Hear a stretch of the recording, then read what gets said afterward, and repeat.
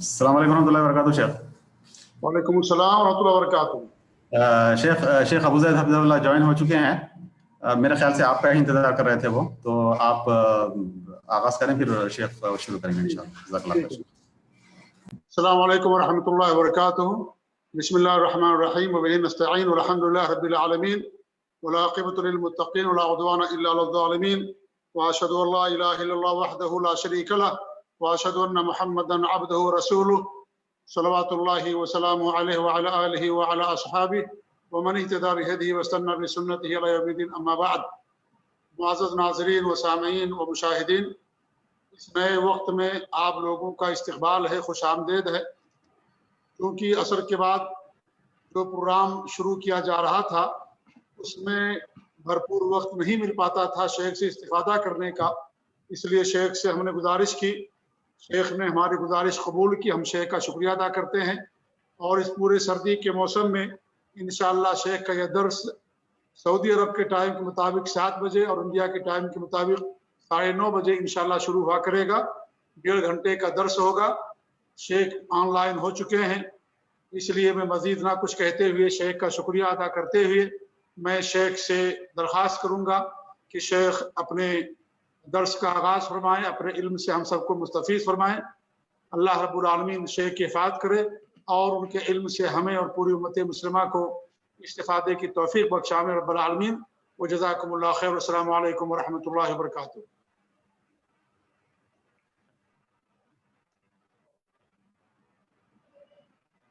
السلام علیکم ورحمۃ اللہ وبرکاتہ. ان الحمد للہ نحمده ونستعینه ونستغفره ونعوذ باللہ من شرور انفسنا ومن سیئات اعمالنا من يهده الله فلا مضل له ومن يضلل فلا هادي له واشهد ان لا اله الا الله وحده لا شريك له واشهد ان محمدا عبده ورسوله. اما بعد فإن خير الحديث كتاب الله وخير الهدي هدي محمد صلى الله عليه وعلى آله وسلم وشر الأمور محدثاتها وكل محدثة بدعة وكل بدعة ضلالة وكل ضلالة في النار. قال الله تبارك وتعالى وما آتاكم الرسول فخذوه وما نهاكم عنه فانتهوا. قابل احترام علماء کرام، میرے محترم دینی بھائیوں اور قابل احترام اور بہنوں، الاربعون النوویہ جو امام النووی کی جمع کردہ 40 حدیثیں اور ان حدیثوں پر مشتمل ایک کتاب ہے،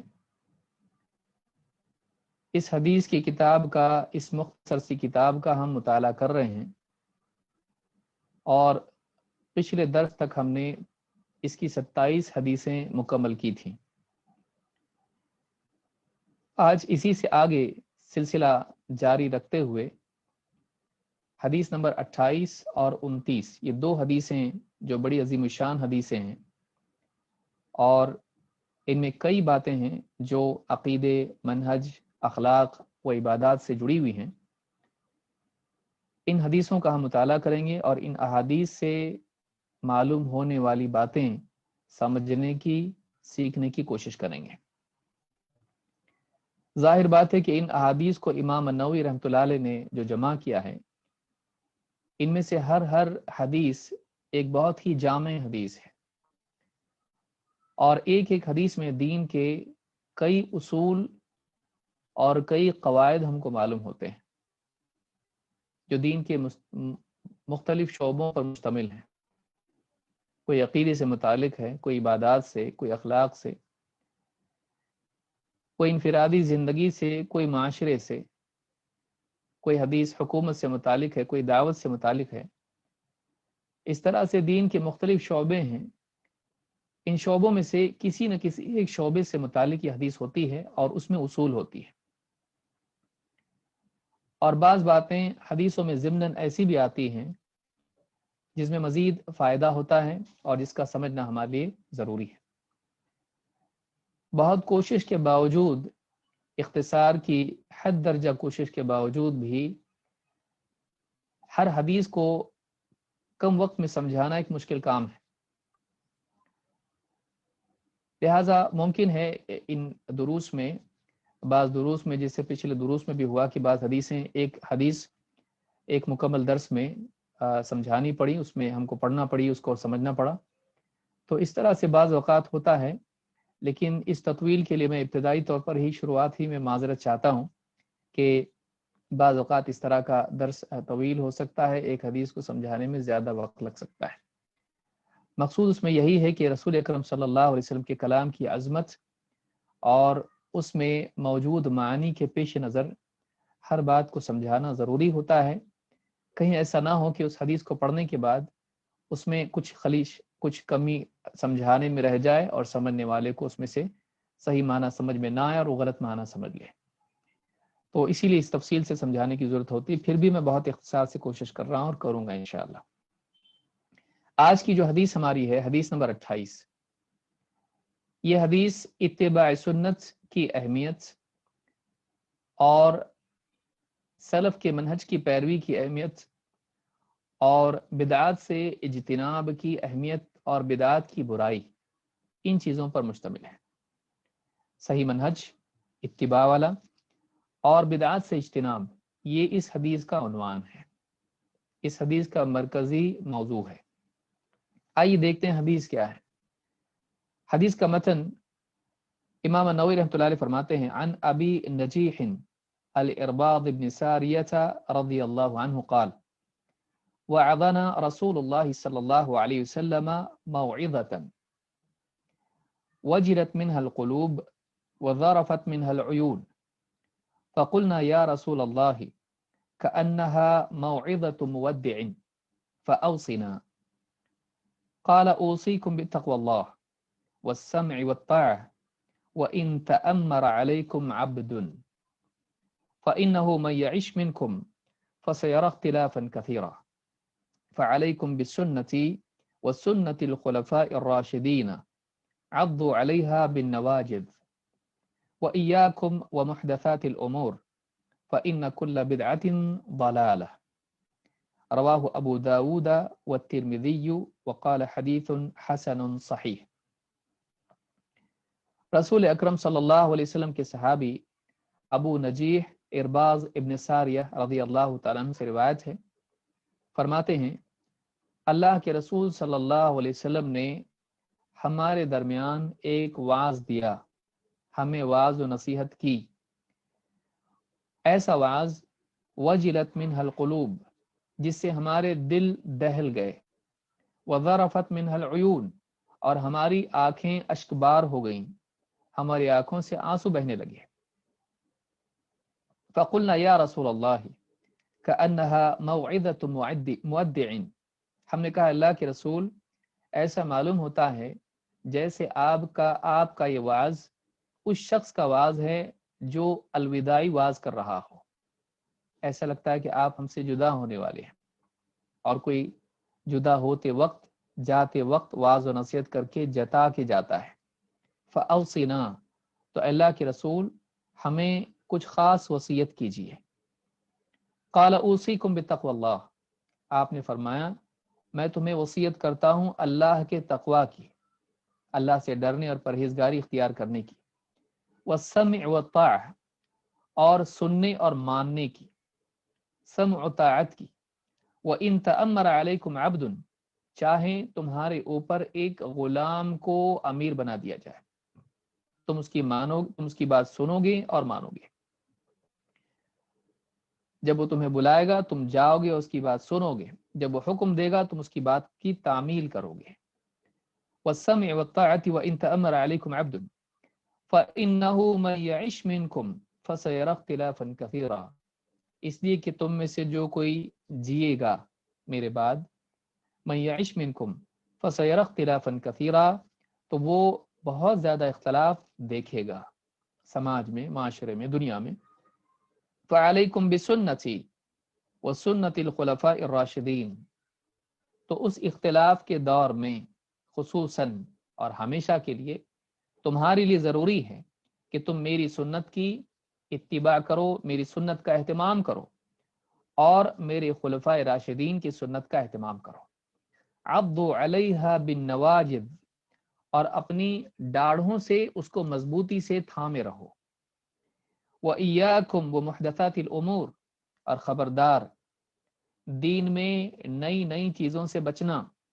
फ़इन्न कुल्ल बिदअतिन ज़लालह, इसलिए कि दीन में निकाली गई हर बिदअत गुमराही है। इस हदीस को इमाम अबू दाऊद और तिर्मिज़ी ने रिवायत किया है, और इमाम तिर्मिज़ी ने कहा कि यह हदीस हसन सही है, यह हदीस हसन सही है। बाज़ तुरुक़ से हसन आई है, बाज़ तुरुक़ से सही, या सनद के एतबार से हसन है और इहतिजाज के एतबार से सही है। आइए इस हदीस को समझने की कोशिश करते हैं। इस पूरी हदीस का उन्वान अगर देखा जाए तो रसूल अकरम सल्लल्लाहु अलैहि वसल्लम की सुन्नत की और खुलफाए राशिदीन की सुन्नत की पैरवी, उनके मनहज का एहतमाम करना, और दूसरा बिदअत से बचना, और तीसरी चीज जो इसमें दरमियान में है वो है मुसलमानों के अमीर, मुसलमानों के हाकिम, मुसलमानों के जिम्मेदार की बात मानना, सुनना और मानना। तो ये तीन बातें गोया कि इस हदीस में बुनियाद हैं, और इसमें सबसे पहली चीज जो इन सारी चीजों का जिस पर मदार है वो है अल्लाह का तकवा। तो ये इसको समझने की हम कोशिश करेंगे। सबसे पहले सहाबी कहते हैं वअदना रसूलुल्लाह सल्लल्लाहु अलैहि वसल्लम मौइदतन, बाज़ रिवायतों में मौइदतन बलीगा, अल्लाह के रसूल सल्लल्लाहु अलैहि वसल्लम ने एक बलीग वाज हमको दिया, ऐसी बात जो दिलों में उतर जाए, बलागत जिसमें हो, कम कलिमात में आला तरीन मानी उसमें हो। और वाज किसको कहते हैं?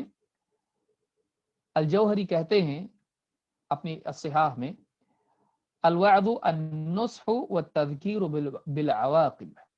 वाज किसको कहते हैं?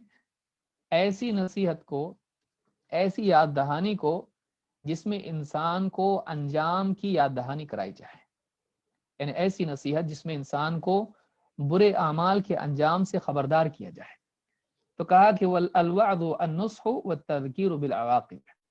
اسی طرح سے الراغب الاصفہانی کہتے ہیں الوعظ زجر مقترن بتخویف، وعظ کہتے ہیں ایسی ڈانٹ کو جس میں خوف دلایا جائے، آخرت کا خوف، اللہ کے عذاب کا خوف، انسان کے برے اعمال کے دنیا میں برے انجام کا خوف۔ تو وعظ اس کو کہتے ہیں جس سے دل دہل جائیں، دل میں اللہ کا خوف پیدا ہو، آخرت کی فکر پیدا ہو۔ لیکن ویسے دیکھا جائے تو اہل علم نے کہا کہ اللہ کی ساری بات وعظ ہے، اس لیے عقائد کی بات ہو، واقعات ہوں، احکام ہوں، یہ سب کا سب وعظ ہے، اس لیے کہ اس کی تعمیل میں انسان کی بھلائی ہے، اور اس کی مخالفت میں انسان کے لیے فی نفسہ ہی وعید موجود ہے کہ اگر انسان اللہ کی نافرمانی کرے، اللہ کی بات کو پس پش ڈالے تو اس کے لیے جہنم اور عذاب ہے۔ تو وعظ کہتے ہیں انجام کا خوف دلانا اور ایسی نصیحت کرنا، یاد دہانی کرنا جس میں انسان کے لیے عواقب کی یاد دہانی ہو۔ صحابی کہتے ہیں وجلت منها القلوب وظرفت منها العیون فقلنا یا رسول اللہ كأنها موعظة مودع فأوصنا۔ کہا کہ اللہ کے رسول صلی اللہ علیہ وسلم نے ایسا وعظ کیا جس میں دو باتیں صحابے نے یہاں ذکر کی ہیں۔ کہا کہ ایک تو اس سے دل دہل گئے، اس سے دل دہل گئے، دلوں میں کپ کپی طاری ہو گئی، خوف پیدا ہو گیا۔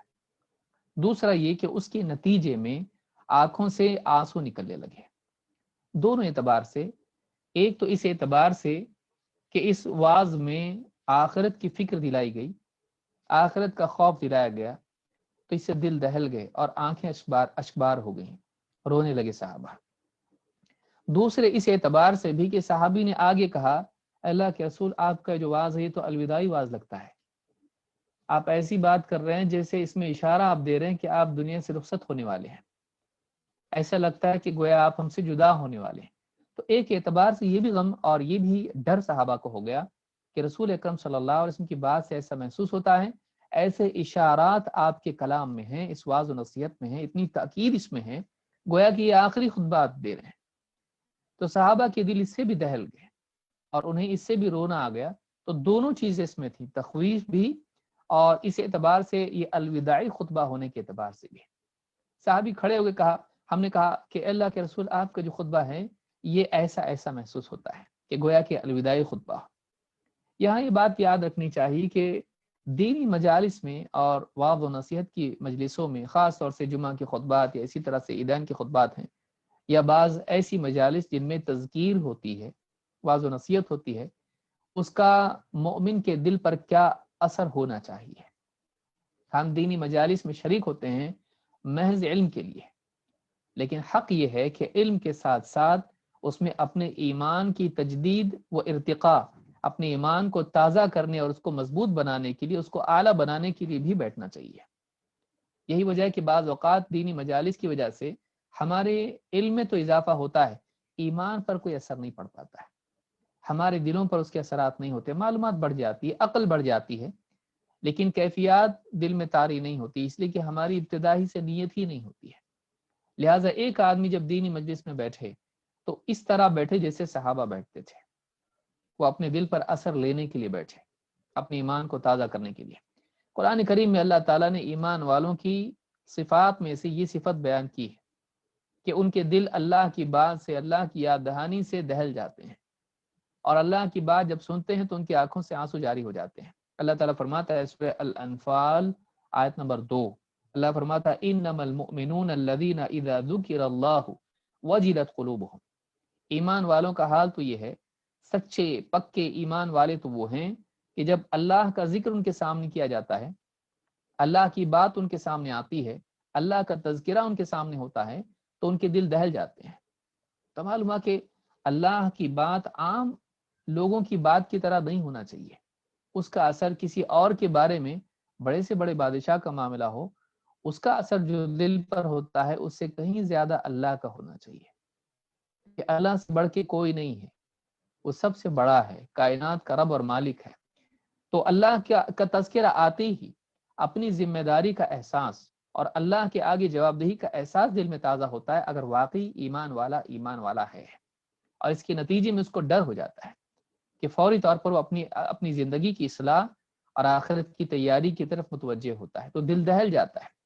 یا اسی طرح سے سورۃ المائدہ آیت نمبر 83 میں اللہ تعالیٰ نے فرمایا وَإِذَا سَمِعُوا مَا أُنزِلَ إِلَى الرَّسُولِ تَرَى أَعْيُنَهُمْ تَفِيضُ مِنَ الدَّمْعِ مِمَّا عَرَفُوا مِنَ الْحَقِّ، کہ جب وہ اس کلام کو سنتے ہیں، اس حق کو سنتے ہیں جو رسول کی طرف نازل ہوا ہے، تو حق کی معرفت کے نتیجے میں تم انہیں دیکھو گے کہ ان کی آنکھوں سے آنسو جاری ہیں، ان کی آنکھیں امڑ پڑی ہیں، آنکھوں سے آنسو نکلنے لگ جاتے ہیں۔ کس کے؟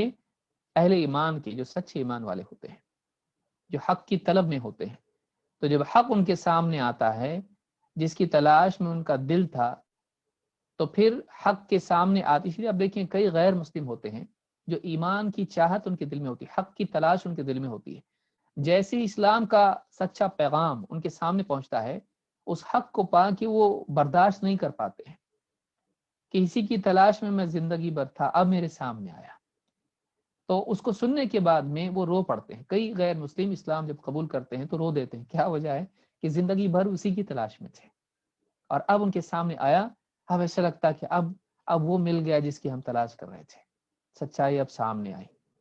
جیسے ایک ایسا انسان جو ریگستان میں چل رہا ہو، کئی دنوں کا سفر اس نے کیا اور پانی کے لیے ترس رہا ہو، اور کوئی لا کے اس کو ٹھنڈا پانی دے اور اس کے بدلے میں کچھ نہ چاہے اور اس پر شفقت کا ہاتھ پھیرے اس کے سر پہ، تو اس آدمی کو کتنا اچھا لگتا ہے، رو دیتا ہے وہ۔ تو یہ آپ دیکھیں جتنے لوگ یعنی زلزلوں میں یا اسی طرح سے آپ دیکھیے مصیبت کے اوقات میں، لاک ڈاؤن میں کتنے لوگوں کو آپ دیکھیے لوگوں نے ان کو کھانے کے لیے کچھ دیا تو رو پڑے وہ لوگ، کئی دنوں کا بھوکا ہوں میں۔ تو یہ جو کیفیت ہے، جس چیز کی تلاش میں انسان ہوتا ہے، حق کی تلاش میں، جب اس کو حق ملتا ہے تو اپنے دل کو سمیٹ نہیں پاتا ہے، بلکہ اس کی آنکھیں بہہ پڑتی ہیں۔ تو اللہ نے فرمایا تَرَى أَعْيُنَهُمْ تَفِيضُ مِنَ الدَّمْعِ مِمَّا عَرَفُوا مِنَ الْحَقِّ، کہ حق کی معرفت کے سبب تم ان کو دیکھو گے کہ حق کو پہچان لینے کی وجہ سے، حق مل جانے کے سبب ان کی آنکھوں سے آنسو جاری ہیں۔ تو یہ باتیں، یہ دو صفات اللہ تعالیٰ نے اہل ایمان کی بیان کی ہے۔ اچھے لوگوں کی صفات میں سے یہ صفات ہیں کہ وہ دین کی بات سنتے ہیں تو ان کے دلوں میں کیفیات پیدا ہوتی ہیں، ڈر اللہ کا پیدا ہوتا ہے، اور وہ رو پڑتے ہیں جب واقعی ان کے سامنے نصیحت آتی ہے۔ اب آئیے دیکھتے ہیں اللہ کے نبی صلی اللہ علیہ وسلم نے کیا نصیحتیں کی، کیا وصیت آپ نے کی۔ کہا کہ فَأَوْصِنَا، ہم کو کچھ وصیت کیجئے، کوئی تاکیدی حکم دیجئے، وصیت کیجئے، کوئی تاکیدی حکم دیجئے جو عام احکام سے اہم ہو، زندگی کے امور میں بہت ضروری ہو، جو بنیادی اصولوں میں سے اصول ہو۔ آپ نے سب سے پہلے فرمایا اوصیکم بتقوی اللہ، میں تمہیں اللہ تعالیٰ سے ڈرنے کی وصیت کرتا ہوں، میں تمہیں اللہ کے تقوی کی وصیت کرتا ہوں۔ تقوی کس کو کہتے ہیں؟ ایک انسان اللہ کے عذاب سے بچنے کے لیے اس عذاب کے اور اپنے درمیان بچاؤ پیدا کرے، اعمال کے ذریعے سے، ایمان کے ذریعے سے، توبہ کے ذریعے سے۔ وہ سارے اعمال جو اللہ کے عذاب سے بچاؤ بنتے ہیں بندے کے لیے، آڑ بن جاتے ہیں، ڈھال بن جاتے ہیں، ان اعمال کو تقوی کہا جاتا ہے۔ اور ان سارے اعمال اور اس کوشش کے پیچھے وہ خوف ہوتا ہے جو انسان کو اس پر مجبور کرتا ہے کہ اپنا بچاؤ اختیار کرے۔ ڈر نہیں تو بچاؤ نہیں، تو ڈر اپنے آپ اس میں آ گیا کہ ایک انسان اللہ کے خوف کی وجہ سے، اللہ کے عذاب کے خوف کی وجہ سے بچاؤ کے لیے جو کچھ کوششیں کرتا ہے، وہ ساری کوشش کو تقوی کہتے ہیں۔ اللہ تعالیٰ نے قرآن کریم میں ساری امتوں کو، ساری انسانیت کو تقوی کا حکم دیا ہے۔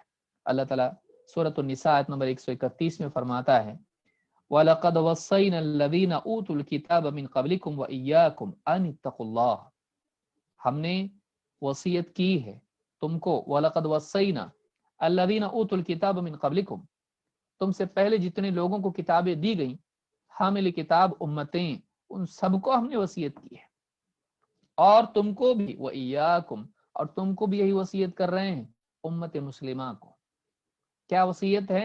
ان اتقوا اللہ، کہ اللہ تعالیٰ کا تقوی اختیار کرو، اللہ سے ڈرو، اللہ کے عذاب سے بچنے کے لیے کوشش کرو، اعمال کرو، بچاؤ اپنا پیدا کرو۔ تو یہاں معلوم ہوا کہ اللہ رب العالمین نے ساری انسانیت کو ہمیشہ سے اس بات کی وصیت کی ہے، اس لیے کہ اس پر پورے دین کا مدار ہے۔ ایک انسان کی زندگی میں اللہ کا خوف نہ ہو، اگر احتیاط کا پہلو ہی زندگی سے نکل جائے تو تباہی زندگی میں آتی ہے۔ ایک معمولی ڈرائیور بھی اگر احتیاط نہ کرے گاڑی چلانے میں، ایکسیڈنٹ ہو سکتا ہے۔ ایک مریض احتیاط نہ کرے، ہلاک ہو سکتا ہے۔ تو احتیاط اگر زندگی میں نہ ہو، نقصان کے ڈر سے انسان احتیاط نہ کرے تو ایسا انسان ہلاک ہوتا ہے۔ تقوی اسی احتیاط کا نام ہے جو قلب اور عمل کی سطح پر ہوتا ہے۔ طلق ابن حبیب تابعی ہیں، کہتے ہیں التقوى عمل بطاعت اللہ رجاء رحمت اللہ علی نور من اللہ، علی نور من اللہ، کہتے تقوی اللہ تعالیٰ کی فرما برداری کا نام ہے جو اللہ رب العالمین کی رحمت کی امید میں ہو اور اللہ رب العالمین کی طرف سے آئے ہوئے نور کی روشنی میں ہو۔ تقوی کیا ہے؟ اللہ تعالیٰ کی فرما برداری کرنا، ایک۔ دو، اللہ رب العالمین کی رحمت کی امید کے ساتھ کرنا۔ تین، اللہ کی طرف سے آئے ہوئے نور کی روشنی میں ہو، یہ نہیں کہ جو جی میں آدمی کرنے لگے، شریعت کے دائرے میں ہو، اللہ کی وحی کے تابع ہو، جو علم والا نور اللہ نے دیا اس نور کی روشنی میں آدمی چلے۔ کہتے ہیں والتقوی، دوسری چیز، والتقوی ترک معصیت اللہ مخافت اللہ علی نور من اللہ، کہتے ہیں تقوی ہے کیا ہے؟ اللہ تعالیٰ کی معصیت کو چھوڑنا اللہ کے خوف کی بنیاد پر اور اللہ کی طرف سے آئے ہوئے نور کی روشنی میں ہے۔ یعنی دو چیزیں ہوئی بنیادی طور پر، اللہ کی فرما برداری کرنا اور دوسرا اللہ رب العالمین کی نافرمانی کو چھوڑنا، فرائض کو پورا کرنا، محرمات سے بچنا، لیکن کیسے؟ فرائض کو پورا کرے اللہ کی رحمت کی امید میں، برائیوں سے بچے، حرام کاموں سے بچے اللہ کے خوف کی بنیاد پر، لیکن یہ دونوں چیزیں کیسی ہوں؟ اللہ کی طرف سے ملنے والے نور کی روشنی میں ہو، چاہے وہ نور ایمان کا ہو یا علم کے اعتبار سے ہو۔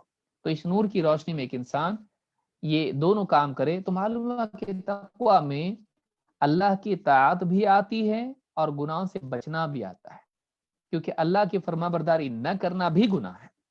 لہٰذا اس اعتبار سے تقوی اللہ کی نافرمانی کو چھوڑنے کا نام ہے، اللہ کے خوف کی بنیاد پر۔ یہ روایت مصنف ابن ابی شیبہ میں موجود ہے اور یہ طلق ابن حبیب رحمہ اللہ کا قول ہے۔ اللہ تعالیٰ نے بھی قرآن کریم میں کئی نبیوں کی دعوت کا ذکر کیا، ان کی دعوت میں دو بنیادی جز تھے۔ سورہ الشعراء آپ دیکھیں، شورا نہیں، شعراء عین کے ساتھ، اس میں آپ کو تقریباً 8 سے زیادہ مقامات پر آپ کو ملے گا کہ نبیوں نے، رسولوں نے اپنی قوم کو دعوت دی تو کیا کہا؟ دو چیزیں بنیادی طور پر، پورے دین کا مدار ان دو پر ہے۔ کیا کہا؟ فاتقوا اللہ واطیعون، فاتقوا اللہ واطیعون، نبی اور رسول۔ آپ دیکھیں سورۃ الشعراء آیت نمبر 108، 110، 126، 131، 144، 150، 163، 179 اور بھی دوسرے مقامات پر یہ آیت آئی ہے، یہ ٹکڑا آیا ہے نبیوں کی دعوت کے طور پر۔ کیا؟ فاتقوا اللہ واطیعون، اللہ سے ڈرو اور میری فرما برداری کرو۔ تو یہ دو بنیادیں ہیں، اللہ کا خوف اور اللہ کے حکم کی اطاعت، جو اللہ کے رسول صلی اللہ علیہ وسلم اور پچھلے نبی جو بھی لے کر آئے ہیں۔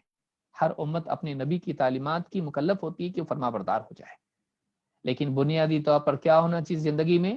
تقوی۔ اور اس حدیث میں بھی یہ دو بنیادی باتیں ہیں، اگر آپ غور کریں تو اس حدیث میں بھی یہ دو بنیادی باتیں ہیں کہ اللہ کا تقوی اور فرما برداری، جس کی ساری تفاصیل چاہے وہ رسول اور صحابہ، خلفاء راشدین اور حکام اور اسی طرح سے بدعات سے بچنا، سارا اسی کی گویا کہ اس طاعت کی مختلف فرعیں ہیں۔ یہ تو اللہ کا خوف اور اسی طرح سے اللہ کی طرف سے آئی ہوئی شریعت کی تابعداری، فرما برداری، یہ دو چیزیں ہیں جو ایک انسان کو کامیاب کرتی ہیں۔ اس حدیث میں بھی انہی دو چیزوں کا تذکرہ ہے۔ اسی لیے آپ نے کیا کہا؟ میں تمہیں اوصیکم بتقوی اللہ، میں تمہیں اللہ سے ڈرنے کی وصیت کرتا ہوں، والسمع والطاعۃ وان تأمر علیکم عبد، اور میں تمہیں تاکید کرتا ہوں دوسری چیز سننے اور ماننے کی، حکم سننے اور حکم کی فرما برداری کرنے کی، میں تمہیں تاکید کرتا ہوں. کس اعتبار سے؟ کس کا حکم کا؟ وَإِن تَأَمَّرَ عَلَيْكُمْ عَبْدٌ، چاہے تمہارے اوپر ایک غلام کو امیر بنایا جائے، کیونکہ آپ اپنے بات کے لیے وصیت کر رہے ہیں کہ آپ ہم سے جدا ہونے والے ہیں، ایسا لگتا ہے، صحابی نے کہا. تو آپ کے بعد ہمیں کس چیز کی تاکید آپ کرتے ہیں؟ تو علمی اعتبار سے، شرعی اعتبار سے، یا حکومت کے اعتبار سے، جو دو شعبے ہیں دین و دنیا کے، ان دونوں اعتبار سے ہم کو کیا رہنمائی آپ دیتے ہیں؟ آپ نے پہلے تو کہا کہ تقوی ساری خیر کی جڑ ہی ہے، اللہ کا خوف زندگی میں نہیں تو سب آدمی بے لگام ہو جائے گا. لیکن اس کے بعد کیا؟ تم پر حاکم آئیں گے امت کے امور کی نگرانی کرنے کے لیے، تم پر امیر بنائے جائیں گے، چاہے وہ لشکر بھیجا جائے، چاہے کچھ زندگی کے معاملات ہوں، تم پر علاقوں میں گورنر اور اس طرح کے جو بھی اسلامی حکومت میں ایسے لوگ ہوں گے جو تم پر حاکم ہوں گے، چاہے وہ خلیفہ ہو، چاہے وہ مسلمانوں کا حاکم ہو. تو اس وقت میں تمہارے لیے ضروری ہے کہ کیا کرو؟ وَالسَّمْعِ وَالطَّاعَةِ وَإِن تَأَمَّرَ عَلَيْكُمْ عَبْدٌ، چاہے تم پہ غلام کو امیر بنایا جائے. انسان کی طبیعت، غلام خود محکوم ہوتا ہے اپنے مالک کا، بلکہ وہ سر سے پاؤں تک کسی اور کا خریدا ہوا ہوتا ہے، اس کو وہ اپنا مالک بھی نہیں ہوتا ہے کہ اعتبار سے وہ اپنے مالک کا غلام ہوتا ہے. اور غلاموں کے لیے ذلت ہمیشہ سے مانی گئی ہے، اسلام نے عزت دی غلام کو. لیکن آپ سارے سماجوں میں دیکھیں، انسانوں کی طبیعت غلاموں سے عبادت کرتی ہے، غلام ہے وہ تو حقیر نگاہ سے ہمیشہ دیکھا گیا ان کو. انسانوں کی تاریخ آپ دیکھیں. لیکن اسلام میں بتایا گیا تمہارے اوپر اگر اتھارٹی ایک غلام بھی ہے تم کو ماننی پڑے گی اس کی. مسلمان کو ڈسپلن کی تاکید کی جا رہی ہے، سماج میں تنظیمی ڈھانچے کو صحیح بنایا جا رہا ہے. تم یہ مت دیکھو وہ کون ہے، وہ اپنی ذات کے اعتبار سے، اپنے خاندان کے اعتبار سے، اپنی حیثیت کے اعتبار سے کون ہے، نہیں، اتھارٹی کے اعتبار سے دیکھو وہ کون ہے. تم پر امیر ہے، وہ اس کی پوزیشن کیا ہے، وہ قائد ہے تمہارا، وہ حاکم ہے تم پر، وہ امیر ہے تم پر. اگر اس کو بھی تم پر امیر بنایا جائے تو تم کو اس کی ماننی پڑے گی. کتنی بڑی یعنی تعلیم ہے اسلام کی. اور غلام کو امارت کا باب اس میں بتایا گیا، ایسا بھی ہو تو بھی ماننی پڑے گی تم کو. رنگ و نسل اور اسی طرح سے چھوٹا بڑا سارا ختم، اتھارٹی کو مانو چاہے کوئی بھی ہو. کہا کہ وَالسَّمْعِ وَالطَّاعَةِ وَإِن تَأَمَّرَ عَلَيْكُمْ عَبْدٌ، اور کہا حدیث میں دیکھیے اس طرح سے، اور کئی حدیث، اب اس باب میں ہم کو تھوڑا سا تفصیل میں سمجھنا پڑے گا. اور خصوصاً آج کے اس تکفیری دور میں، خارجی دور میں، جس میں بہت ساری تنظیمیں اور بہت سارے آزاد مزاج لوگ جو ہیں حکام کے خلاف لوگوں کو بھڑکاتے ہیں، اور ساری دنیا میں ہم دیکھ رہے ہیں خاص طور سے مسلم حکام کے بارے میں کہ ان کے خلاف لوگوں کو بھڑکانا اور ان کے خلاف خروج کی دعوت دینا اور ان کے عیوب کو لوگوں کے سامنے رکھنا اور لوگوں کو ان سے بدظن کر کے ان کے خلاف سازش کرنے والا بنانا اور ان کی کمیوں کو اور ان کی کوتاہیوں کو بتا کے لوگوں کو ان سے دور کرنا. یہ جو ساری چیزیں ہیں اس دور میں ہم خاص طور سے دیکھ رہے ہیں، جو میڈیا کا دور ہے، جو میڈیا کا دور ہے. اور غیر مسلموں کی سازشیں اس میں بہت زیادہ ہیں، اور اپنوں کی بھی بے وقوفی اور نادانیاں اس میں ہیں. علی کل حال، اللہ کے رسول صلی اللہ علیہ وسلم نے فرمایا ان امر علیکم عبد مجدع اسود یقودکم بکتاب اللہ تعالی فاسمعوا له واطیعوا. امام مسلم نے اس کو روایت کیا ہے. آپ نے فرمایا اگر تم پر امیر بنایا جائے ایک غلام جو مجدع ہو، بعض روایتوں میں مجدع الاطراف ہے، یعنی ناک کان کٹا ہوا ہے، عیب دار ہے، تو ایسا بھی ہے مجدع الاطراف ہے. اسی لیے تحفۃ الاحوذی میں شیخ عبد الرحمن مبارک پوری کہتے ہیں مقطوع الانف والاذن، ناک کان کٹا ہوا ہو. یقودکم بکتاب اللہ تعالی، لیکن غلام کیسا ہے؟ علم والا ہے، وہ اللہ کی کتاب یعنی اللہ تعالیٰ کی طرف سے آئی ہوئی شریعت کی روشنی میں تمہاری قیادت کرتا ہے. اس کی لیڈرشپ کی بنیاد کتاب اللہ پر ہے. ظاہر بات ہے کتاب اللہ ہے تو سنت اپنے آپ آ جاتی ہے طبعاً. فاسمعوا له واطیعوا، تو تم اس کی بات سنو اور مانو. تو اس سے معلوم ہوا کہ غلام اگر عیب دار بھی اپنی ذات میں ہے تب بھی اگر وہ علم کی بنیاد پر تمہاری رہنمائی کرتا ہے، لیڈرشپ نبھاتا ہے اور قیادت کرتا ہے، تم کو اس کی ماننی پڑے گی. اس میں بھی فضیلت ہے علم کی کتاب اللہ کا علم کتنا اہم ہے، سنت کا علم کتنا اہم ہے کہ غلام بھی لوگوں کا لیڈر بن سکتا ہے اگر اس کے پاس وہ علم ہو تو۔ رنگ و نسب کو اسلام نے ختم کر دیا ہے۔ آئیے آگے بڑھتے ہیں۔ یہاں ایک سوال ہی پیدا ہوتا ہے، ٹھیک ہے بھائی حاکم کی تو ماننا چاہیے، جب ہمارے اوپر حاکم بنایا جائے، اگر وہ ظالم ہو تو اس کے خلاف آواز نہیں اٹھانا کیا؟ لوگوں کو بھڑکانا نہیں، جگانا نہیں، لوگ قوم سوئی ہوئی رہتی ہے تو ان کو جگا کے اس کے خلاف ریولوشن نہیں لانا کیا؟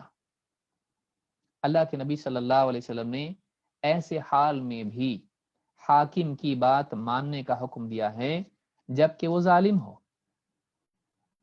چاہے وہ ظلم فرد پر ہو یا مجتمع پر۔ یہ تفریق خود ایک غلط چیز ہے۔ بعض لوگوں نے کہا نہیں انفرادی ہو تو الگ ہے، اجتماعی ہو تو الگ ہے، نہیں، اگر وہ ظالم ہے تو آپ نے فرمایا تسمع وتطیع للامیر، تو امیر کی، اپنے حاکم کی سنے گا اور مانے گا۔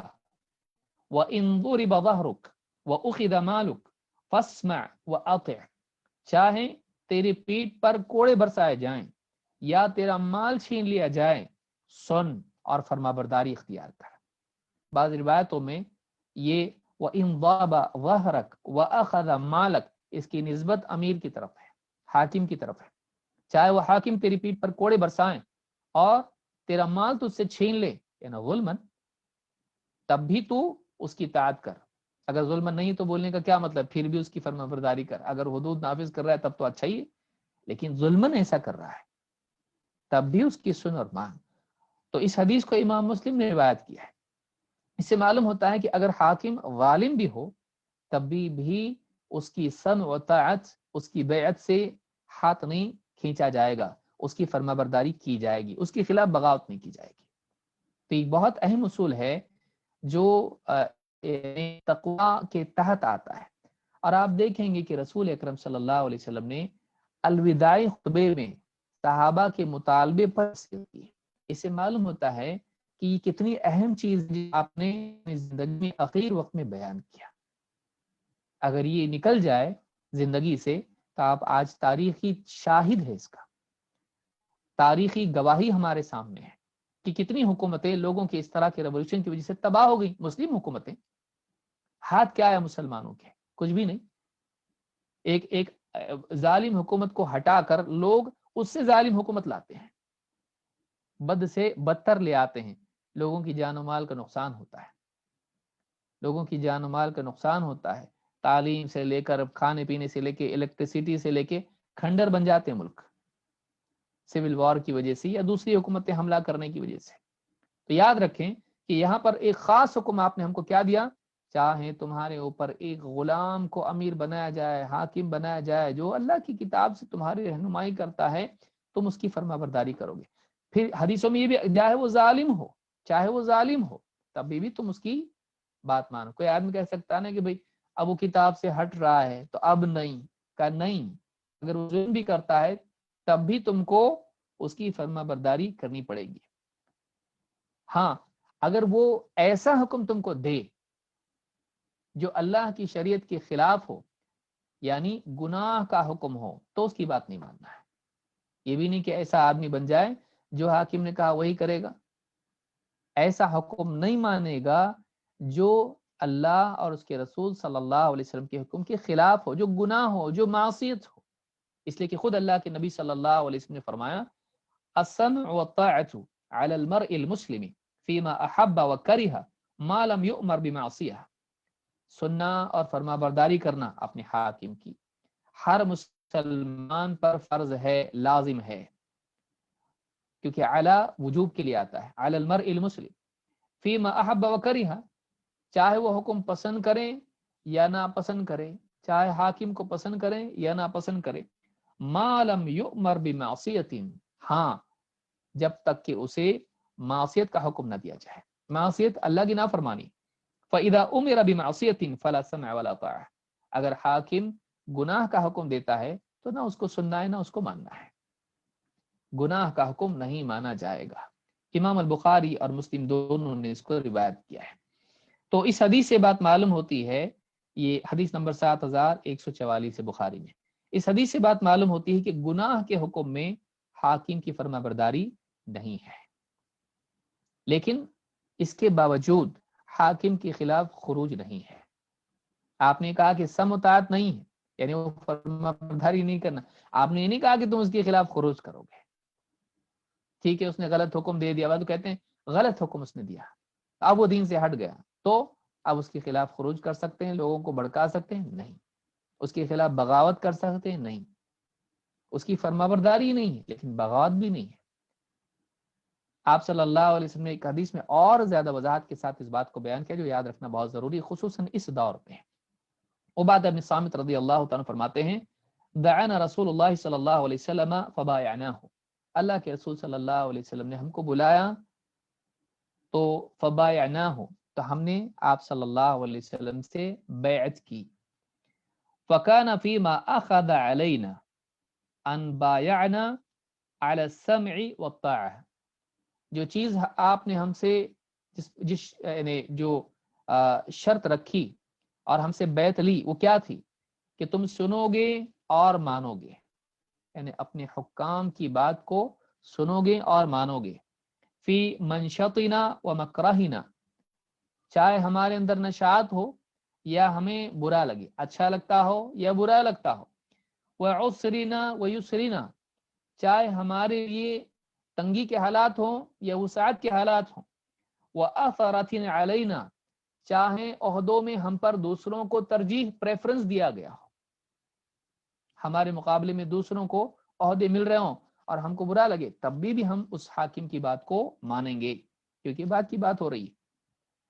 وَأَلَّا نُنَازِعَ الْأَمْرَ أَهْلَهُ، اور ہم دین کے معاملہ یا دین میں حکومت، یہاں پر الامر جو آیا ہے تو فتح الباری میں کہتے ہیں الملک والامارہ، ابن حجر کہتے ہیں یا مراد کیا ہے امر سے، کہتے ہیں الملک والامارہ، کہ اللہ ننازع الامر اہلہ، ہم حکومت کے اہل جو لوگ ہیں، حکومت والے جو لوگ ہیں، ان سے ہم اس کو چھیننے کی کوشش نہیں کریں گے، اس کو چھیننے کی کوشش نہیں کریں گے، اس سے جھگڑا نہیں کریں گے۔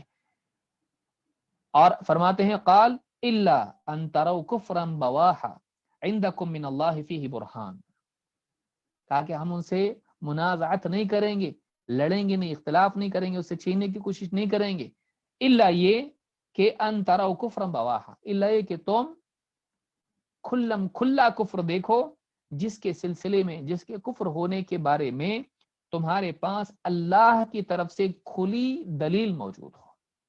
کتنی تفصیل ہے، کفرن، خالی کفر نہیں، کفرن بواحا، باح اظہر اعلن، علانیہ کفر ہو، کھلا کفر ہو، جس کے کفر ہونے میں کسی کو شک نہ ہو، کفرن بواحا، اس میں دیکھو ایک دم کفر کر رہا ہے، کھلا کفر کر رہا ہے، اور عندکم من اللہ فیہ برہان، جس کے سلسلے میں تمہارے پاس اللہ کی طرف سے ایک دم واضح دلیل ہو، یہ نہیں کہ میری تحقیق یہ ہے، اجتہاد اور غور و فکر کے بعد معلوم پڑ رہا ہے کہ کفر ہے، ایسا نہیں، جس کے کفر ہونے میں کوئی شک نہ ہو۔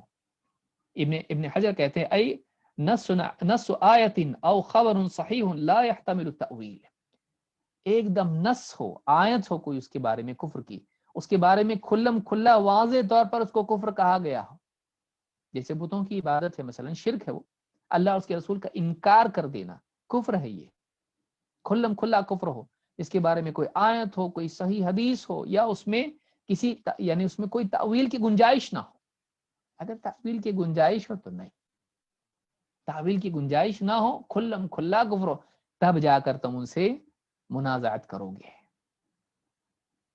آپ دیکھیے آج ذرا سی بات پر اجتہادی مسائل کے اندر بعض لوگ حکام پر کفر کے فتوے دے دیتے ہیں، صحیح نہیں ہے، اتنا کھلا کفر ہونا چاہیے، اتنا کھلا ہوا کفر ہونا چاہیے۔ تو یہ بخاری نے، امام البخاری نے کتاب الفتن میں اور امام مسلم نے کتاب الامارہ میں اس حدیث کو روایت کیا ہے۔ نمبر بتا دے رہا ہوں تاکہ تحقیق اگر کرنا چاہے تو کریں۔ امام البخاری نے 7055 اور 7056 دو ہیں، محمد فواد عبد الباقی کی ترقیم کے اعتبار سے، نمبرنگ کے اعتبار سے، اور صحیح مسلم میں حدیث نمبر 1709 پر یہ حدیث موجود ہے، جس میں 42 نمبر پر یہ ہے۔ تو یہ حدیث بھی بتاتی کہ حاکم کے خلاف خروج نہیں، جب تک وہ مسلمان ہے، چاہے آپ کا اس سے اختلاف ہو، اجتہادی معاملے میں بھی آپ کو اس کی بات ماننی پڑے گی۔ بعض مسائل میں ایسا ہوتا ہے کہ حاکم اجتہاد کرتا ہے اور فیصلہ دیتا ہے، آپ کے نزدیک وہ خطا ہوتا ہے لیکن معصیت نہیں ہے، اجتہادی خطا ہے، گناہ نہیں ہے، تو اس خطا میں بھی اس کی بات کو ماننا پڑے گا۔ اختلافی امور میں حاکم کا فیصلہ فائنل ہوتا ہے، اس کو یاد رکھیے۔ بعض اوقات آدمی کہتا ہے علماء نے فلاں عالم کا یہ فتویٰ، فلاں عالم کا یہ فتویٰ ہے، لیکن اگر حاکم کہتا ہے کہ تم کو یہ کرنا ہے تو اس وقت میں حاکم کا فیصلہ فائنل ہوتا ہے اجتہادی امور میں۔ ہاں گناہ کا معاملہ ہے تو فرما برداری نہیں ہے، لیکن اجتہادی معاملات ہیں تو حاکم کی بات ماننی پڑے گی، اس لیے کہ مانیں گے کس کی؟ مانیں گے کس کی؟ جب اس کا حکم چل رہا ہے اس میں اس کا فیصلہ ماننا پڑتا ہے ایسے معاملات میں۔ تو یہ بات یاد رکھنا ضروری۔ بعض اوقات فیصلے حاکم کے بدلتے لوگوں میں کنفیوژن پیدا ہوتا ہے، پہلے تو ایسا تھا، بعد میں ایسا کیوں ہوا؟ تو علماء کے فتوے اپنی جگہ ہیں، لیکن حاکم یہ دیکھتا ہے کہ یہ بھی فتویٰ ہے، یہ بھی فتویٰ ہے، کسی مصلحت کے تحت وہ کسی ایک فتوے کو اختیار کرتا ہے، ترجیح دیتا ہے۔ اب پبلک کہتی کہ یہ ایسا کیسا بدلے انہوں نے، صحیح پہلے تھا کہ اب ہے، تو یہ دیکھنا ضروری ہوتا ہے کہ حاکم کا اجتہاد فائنل ہوتا ہے، اس کا فیصلہ ماننا پڑتا ہے، نفاذ اس کا ہوگا۔ تو یہ چیزیں یاد رکھنا چاہیے۔ اب کوئی آدمی کہنے لگے دیکھو پیڑ کاٹنا تو غلط نہیں ہے، قرآن و حدیث میں کہیں بھی منع نہیں ہے، لیکن حاکم نے کہا ہے کہ کوئی پیڑ نہیں کاٹا جائے گا، اس کو بچانا ہے ہم کو کلائمیٹ کے چینجز کی وجہ سے، فلاں وجہ سے۔ اگر حاکم اس طرح کا حکم دیتا ہے مسلمانوں کو تو ایسی صورت میں اس کا حکم مانا جائے گا۔ یہ نہیں کہیں گے کہ اللہ نے تو نہیں منع کیا، تم کہاں سے منع کرنے والے آئے، نہیں۔ تو اس طرح کی جتنے بھی معاملات ہیں اس میں فیصل حاکم ہوتا ہے، اس میں اس کا حکم مانا جائے گا، کیونکہ اس کے ہاتھ میں قوت ہے اور اس کو مکلف بنایا گیا ہے کہ وہ حکم دے، مصلحت دیکھے رعایا کی مسلمانوں کی۔ تو یہ دوسرا حکم ہم کو معلوم ہوا تقویٰ کے بعد کہ حکام کی فرما برداری چاہے وہ کیسے بھی ہو، الا یہ کہ اسلام سے ہی نکل جائے، لیکن زبردستی ان کو اسلام سے نکالنا بھی جائز نہیں ہے، چھوٹی چھوٹی چیزوں کی وجہ سے، اشتہادی معاملات کی وجہ سے۔ آئیے آگے بڑھتے ہیں۔ پھر آپ نے فرمایا فَإِنَّهُ مَن يَعِشْ مِنْكُمْ فَسَيَرَى اخْتِلَافًا كَثِيرًا۔ آپ نے ایک یعنی کلی طور پر ایک بہت بڑی عظیم بات کے بارے میں بتایا۔ اب تو ایک تو حاکم کا معاملہ ہے، لیکن اس سے بڑھ کر دین کے اور مزید شعبوں میں ایک انسان کے لیے صحیح منہج ہونا ضروری ہے، کیونکہ چاہے حاکم کا معاملہ ہو یا چاہے وہ نماز کا معاملہ ہو، عقیدے کا معاملہ ہو، کوئی بھی معاملہ ہو، اس میں اگر صحیح منہج انسان کا نہیں ہوگا تو بہت ممکن ہے وہ حاکم کے خلاف بھی خروج کریں اور دین کے معاملات میں کئی غلط راہوں میں نکل جائے۔ اس کے لیے ضابطہ آپ نے بیان کیا کہ بعد میں اختلاف ہوگا، عقیدے میں بھی ہوگا اور حکومت کے معاملات میں بھی ہوگا اور کئی معاملات میں ہوگا، دین کے مفاہیم میں اختلاف ہوگا۔ اس میں تم کو کیا کرنا چاہیے؟ اس میں ایک لائحہ عمل اللہ کے نبی صلی اللہ علیہ وسلم نے ہم کو دیا ہے، ایک میتھڈالوجی ہم کو اللہ کے نبی صلی اللہ علیہ وسلم نے دی، ایک قاعدہ ہم کو بتایا کہ اس کو تم کو فالو کرنا ہے دین کے فہم میں اور دین کی عملی تطبیق میں، دین کی انڈرسٹینڈنگ میں اور پریکٹیکل اپلیکیشن میں۔ آپ نے فرمایا فَإِنَّهُ مَن يَعِشْ مِنْكُمْ فَسَيَرَى اخْتِلَافًا كَثِيرًا، اس لیے کہ جو کوئی میرے بعد جیے گا تو اسے بہت سا اختلاف دیکھنے کو ملے گا۔ آپ نے پہلے ہی سے خبر دے دی تھی کہ میرے بعد امت میں اختلافات ہوں گے، اور یہ کئی حدیثوں میں آیا ہے اور قرآن کریم میں بھی اس کو بتایا گیا ہے، وَلَا يَزَالُونَ مُخْتَلِفِينَ۔ اللہ کے نبی صلی اللہ علیہ وسلم نے فرمایا ایک حدیث میں جس کو ابن ماجہ نے روایت کیا ہے اور حدیث صحیح ہے، آپ نے فرمایا افترقت اليہود علی 71 فرقہ، یہود 71 فرقوں میں بٹ گئے، فواحدۃ فی الجنۃ و70 فی النار، ایک جنت میں جائے گا 70 جہنم میں۔ وافترقت النصارى علی 72 فرقہ، ان کے بعد نصارہ 72 فرقوں میں بٹے، ایک اور بڑھ گیا، ف71 فی النار وواحدۃ فی الجنہ، 71 جہنم میں جائے، 71 جہنم میں جائیں گی اور ایک جنت میں جائے گا۔ والذی نفس محمد بیدہ، اس ذات کی قسم جس کے ہاتھ میں محمد کی جان ہے، لتفترقن امتی علی 73 فرقہ، اس ذات کی قسم جس کے ہاتھ میں محمد کی جان ہے، میری امت 73 فرقوں میں تقسیم ہو جائے گی، میری امت 73 فرقوں میں بٹ جائے گی. فواحدۃ فی الجنہ واثنتان وسبعون فی النار، ایک جنت میں جائے گا ٹکڑا، فرقہ، جماعت، گروہ، اور 72 سب کے سب جہنم میں جائیں گے. صحابہ نے پوچھا قیل یا رسول اللہ من ہم، صحابہ نے پوچھا اللہ کے رسول وہ ایک کون ہوں گے جو جنت میں جانے والے ہیں؟ قال الجماع، آپ نے فرمایا الجماعت. جماعت کون؟ جو حق پر ہو. کون؟ جو صحابہ کے منہج پر ہو. کون؟ جو حاکم کے ماتحت ہو. یہ الجماعت ہے جس میں اجتماعیت ہو، جو یعنی منتشر اور مفترق نہ ہو، بٹی ہوئی نہ ہو، بلکہ جو حاکم کے ماتحت ہو، صحابہ کے منہج پر ہو، اس کو جماعت کہتے ہیں. یہ دونوں معنوں میں جماعت آیا ہے، جو متحد ہو. ابن ماجہ نے اس کو روایت کیا ہے اور سیل جامع صغیر میں 1082 پر شیخ الالبانی نے اس کو صحیح کہا ہے. تو یہاں پر آپ نے ایک بات یہ بتائی کہ میرے بعد اختلافات ہونے والے ہیں، اور ان اختلافات میں 72 فرقے جہنم میں جائیں گے اور ایک جنت میں جائے گا. اس وقت کرنا کیا ہے؟ اس اختلاف کے دور میں ہم کو کرنا کیا ہے؟ آپ نے بتایا فعلیکم بسنتی وسنت الخلفاء الراشدین، تو تمہارے لیے میری سنت کی اتباع اور میرے خلفاء راشدین کی سنت کی اتباع لازم ہے. عضوا علیہا بالنواجذ، اسے اپنی ڈاڑوں سے تھامے رہو. بعض بات میں تمسکوا بها وعضوا علیہا بالنواجذ، مضبوطی سے اسے تھامے رہو، حتیٰ کہ اپنی ڈاڑوں سے اسے پکڑ لو، دانتوں سے نہیں، ڈاڑوں سے. دانت ٹوٹ جاتے ہیں، کمزور ہوتے ہیں، ڈاڑ مضبوط ہوتے ہیں. مضبوطی سے اس کو تھامے رہو، مضبوطی سے اسے تھامے رہو. ایک اور حدیث میں اللہ کے نبی صلی اللہ علیہ وسلم نے اس کی طرف اشارہ کیا ہے، اور یہاں پر جو کہا گیا کہ تمہارے لیے میری سنت اور میرے خلفائے راشدین کی سنت ہے، عموماً و خصوصاً. خلفاء بعد میں کون؟ عام صحابہ، لیکن ان میں سے خصوصاً خلفائے اربع، ابو بکر و عمر و عثمان و علی رضی اللہ تعالیٰ عنہم اجمعین.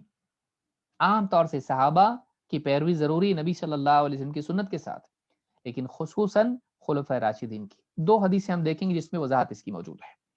اللہ کے نبی صلی اللہ علیہ وسلم فرماتے ہیں تفترق امتی علی 73 ملہ کلہم فی النار الا ملۃ واحدہ. جیسے پچھلی حدیث میں آیا، آپ نے فرمایا میری امت 73 فرقوں میں بٹ جائے گی، سب کے سب جہنم میں جائیں گے سوائے ایک کے، ایک گروہ جنت میں جائے گا. قالوا ومن ہی یا رسول اللہ، آپ نے صحابہ نے پوچھا اللہ کے رسول وہ ایک کون ہوگی، ایک گروہ کون سا ہوگا جو جنت میں جائے گا؟ قال ما انا علیہ واصحابی، جس پر میں اور میرے صحابہ ہیں، جس عقیدے پر، جس دین پر، جس راستے پر میں اور میرے صحابہ ہیں، جو اس زمانے میں اس راستے پر، اس دین پر، اس عقیدے پر، اس منہج پر ہوں گے، وہ جنت میں جائیں گے.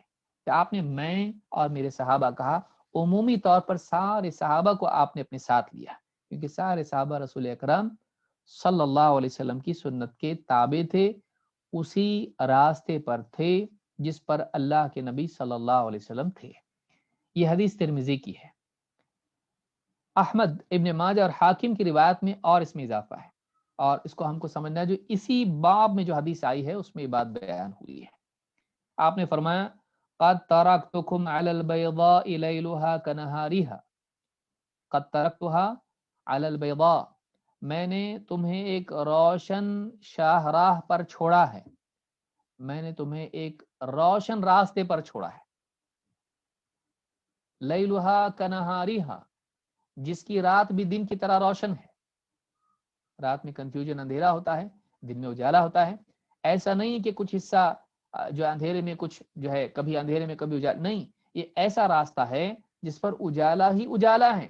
میں نے تم کو کنفیوژن میں نہیں چھوڑا ہے، بلکہ ہر چیز کی وضاحت کر دی ہے، حق واضح ہے. فماذا بعد الحق الا الضلال، حق بالکل واضح ہو چکا ہے. تو کہا لا یزیغ عنها بعدی الا ہالک، میرے بعد اس راستے پر وہی ہلاک ہوگا جو ہلاک ہونے والا ہے. یعنی لا یزیغ عنها، اس راستے سے وہی بھٹکے گا جو ہلاک ہونے والا ہے. زاغ ما زاغ البصر وما طغى، زیغ کہتے ہیں ٹیڑھے پر. تو اس راستے سے، سیدھے راستے سے ہٹ کے ٹیڑھے راستے پر وہی جائے گا جس کی تقدیر میں ہلاکت تھی، جس کی قسمت میں ہلاکت تھی. من یعش منکم فسیرى اختلافا کثیرا، تم میں سے جو جیے گا وہ بہت اختلاف دیکھے گا. فعلیکم بما عرفتم من سنتی، تو اس اختلاف کے دور میں تمہارے لیے لازم ہے کہ تم میری سنت کو جسے تم پہچان چکے ہو اس سنت کی پیروی کرو، اس کا اہتمام و التزام کرو. وسنت الخلفاء الراشدین المہدیین، اور میرے خلفاء راشدین مہدیین کی سنت کی پیروی کرو. عضوا علیہا بالنواجد، اور اسے مضبوطی سے تھامے رہو. وعلیکم بالطاعہ، اور تمہارے لیے ضروری ہے کہ تم فرما برداری اختیار کرو. وَإِنْ عَبْدًا حَبَشِيًّا، چاہے ایک حبشی غلام کو تم پر امیر بنا دیا جائے. فَإِنَّ الْمُؤْمِنَ كَالْجَمَلِ الْأَنِفِ حَيْثُمَا قِيدَ انقاد، اس لیے کہ مومن ایک اونٹ کی طرح ہوتا ہے جس کی ناک میں نکیل ڈالی ہوئی ہو، جہاں اسے لے جایا جاتا ہے، جہاں اس کا قائد اس کو لے جاتا ہے وہ اس کے پیچھے پیچھے جاتا ہے. اپنے حاکم کی بات مومن ماننے والا ہوتا ہے. مومن کے مزاج میں فرما برداری ہوتی ہے. اللہ کا حکم آیا پورا کیا، رسول کا حکم آیا پورا کیا، اپنے حاکم کا حکم آیا پورا کیا. مومن میں مسلم میں ماننے کا مزاج ہوتا ہے. اسلام کے معنی خود فرما برداری اور تابعداری کے ہیں. تو اس حدیث کو امام احمد، ابن ماجہ اور حاکم نے روایت کیا اور یہ حدیث صحیح ہے. اس حدیث میں معلوم ہوا آپ نے فرمایا فعلیکم بما عرفتم من سنتی وسنت الخلفاء الراشدین المہدیین. الراشد المہدی،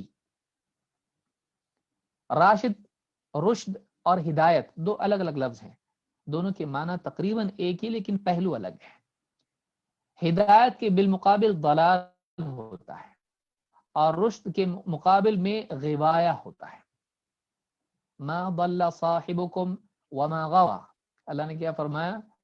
تمہارے جو صاحب ہیں، یہ جو ساتھی ہیں محمد صلی اللہ علیہ وسلم، ما ضل صاحبکم وما غوا، تو ضلال اور غوایا دو چیزیں ہیں. ضلال کیا ہے؟ لا علمی میں نکل جانا کسی راستے پر، اور غوایا کیا ہے؟ سیدھا راستہ جاننے کے باوجود غلط راستے پہ جانا. تو نہ لا علمی کی وجہ سے راہ بھٹکے ہوئے ہیں نعوذ باللہ، اور نہ راہ جانتے ہوئے غلط راستے پر جا رہے ہیں. تو رشد و ہدایت کیا ہے؟ ہدایت یہ ہے کہ ایک انسان علم کی بنیاد پر ہو، وہ علم پر قائم ہو، اس کے پاس حق کا علم ہو، یہ ہدایت یافتہ ہے مہدی. اور راشد کس کو کہتے ہیں؟ جو اس ہدایت کے پانے کے بعد اس ہدایت پر چلتا بھی ہو. تو یہ کون ہے؟ اولئک هم الراشدون، یہ راشد ہے. تو صحابہ خلفائے راشدین کے بارے میں کیا فرمایا آپ نے؟ دونوں صفات ان میں ہیں. ان کے پاس حق کی معرفت ہے، نبوی علم انہوں نے لیا ہے، اللہ کے نبی صلی اللہ علیہ وسلم کی طرف آئی ہوئی، آپ کے پاس آئی ہوئی ہدایت کے وہ حاملین ہیں، اور کردار میں بھی پختہ ہیں کہ اس ہدایت کے آنے کے بعد وہ مرتد نہیں ہو گئے جیسا کہ شیعہ کہتے ہیں. وہ ہدایت کے آنے کے بعد انہوں نے اس ہدایت سے انحراف نہیں کیا جیسا کہ خوارج وغیرہ نے کہا، بلکہ وہ اس ہدایت پر قائم و دائم ہے. اللہ کے نبی صلی اللہ علیہ وسلم نے اپنے بعد خلفائے راشدین کے بارے میں کہا کہ وہ راشد بھی ہیں اور مہدی بھی ہیں. جو خود ہدایت یافتہ نہ ہو مہدی، وہ لوگوں کی رہنمائی ہادی کیسے ہو سکتا ہے جو مہدی نہ ہو؟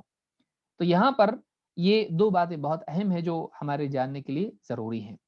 اس تعلق سے شیخ الالبانی کہتے ہیں رحمہ اللہ، المقصود من الخلفاء الراشدین باجماع علماء المسلمین ابو بکر الصدیق وعمر الفاروق وعثمان ذو النورین وعلی بن ابی طالب رضی اللہ عنہم اجمعین ہؤلاء الاربعۃ باتفاقہم.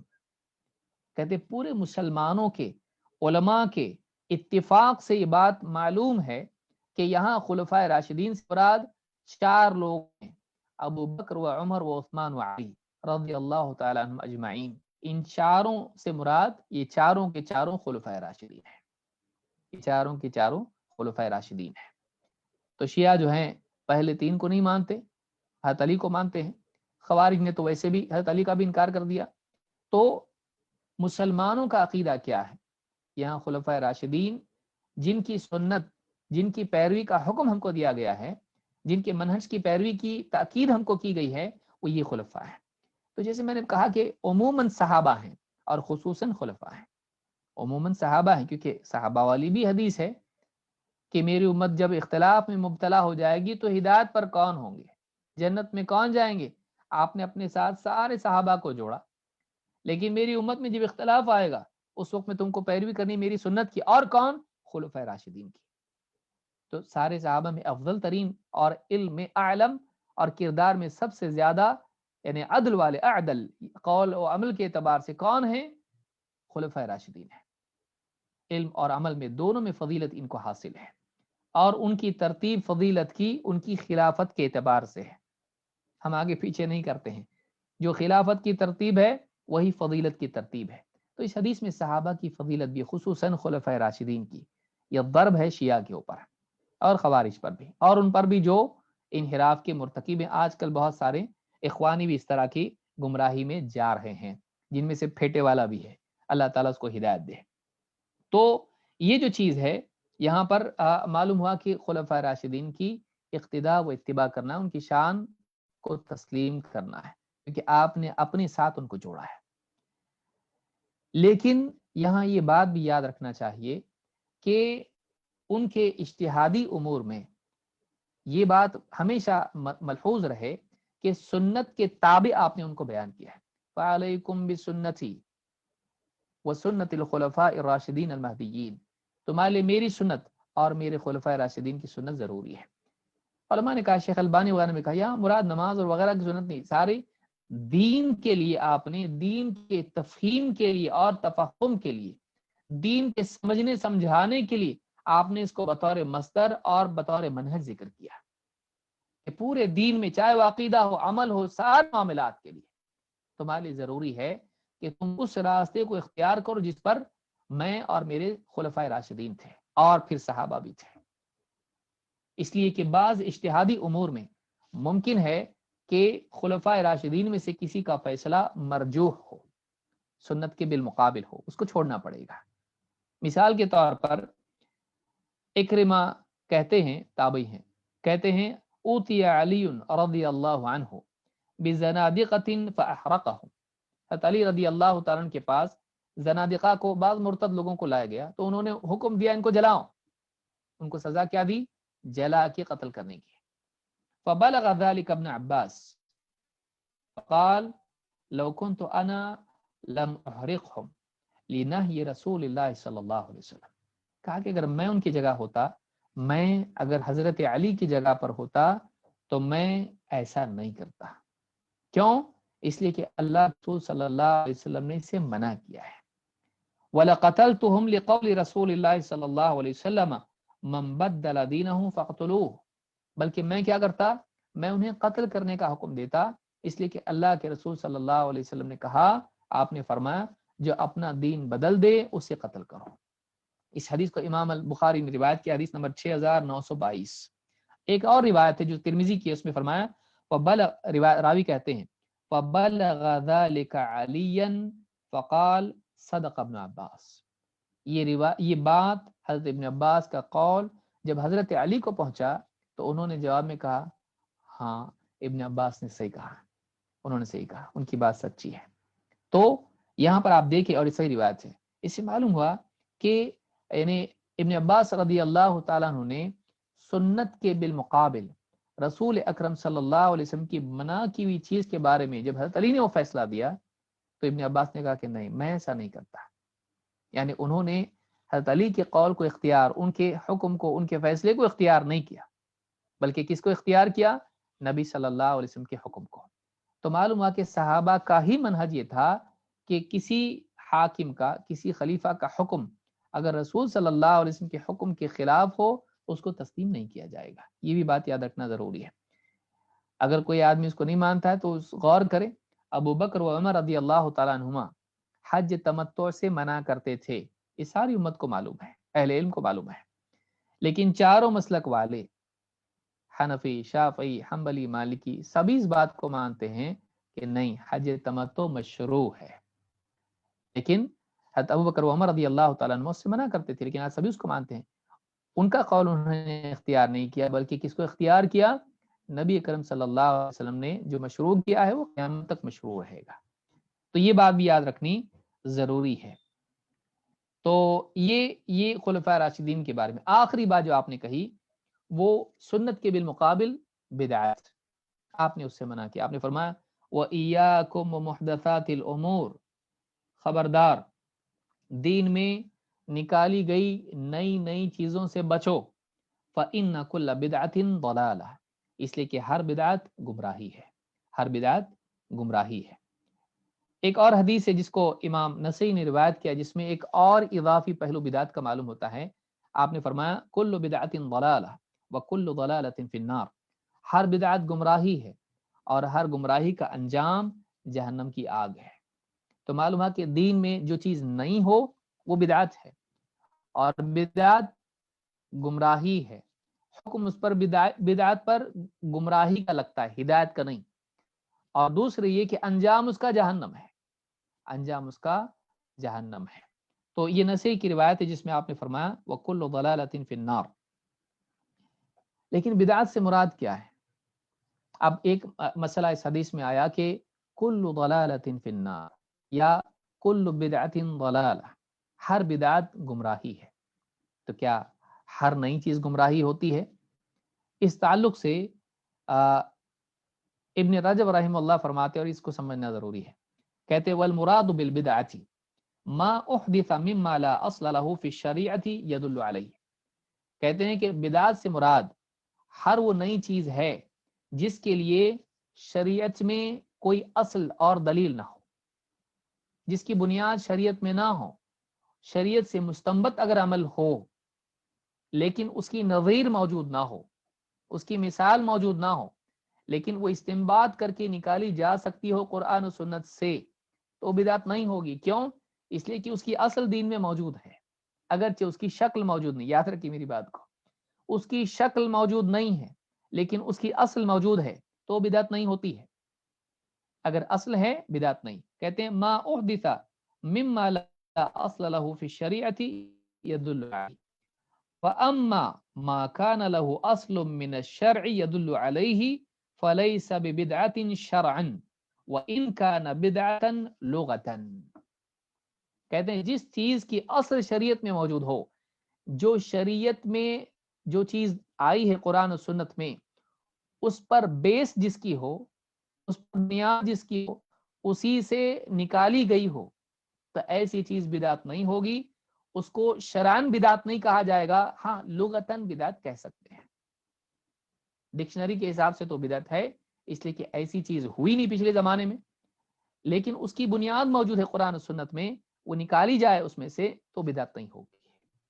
जैसे मदारिस का क़याम है, सुफ़ा उसके लिए बुनियाद है, और तालीम मसाले मुरसला के एतबार से तालीम एक शरई ज़रूरत है। तो इसलिए मदारिस का जो क़याम है कि वहाँ पर लोग तालिब इल्म रहेंगे, इतने साल तक पढ़ेंगे, फलां कोर्स करेंगे, और उसके बाद इम्तहानात होंगे, उनको सनद दी जाएगी और उनको डिग्री दी जाएगी।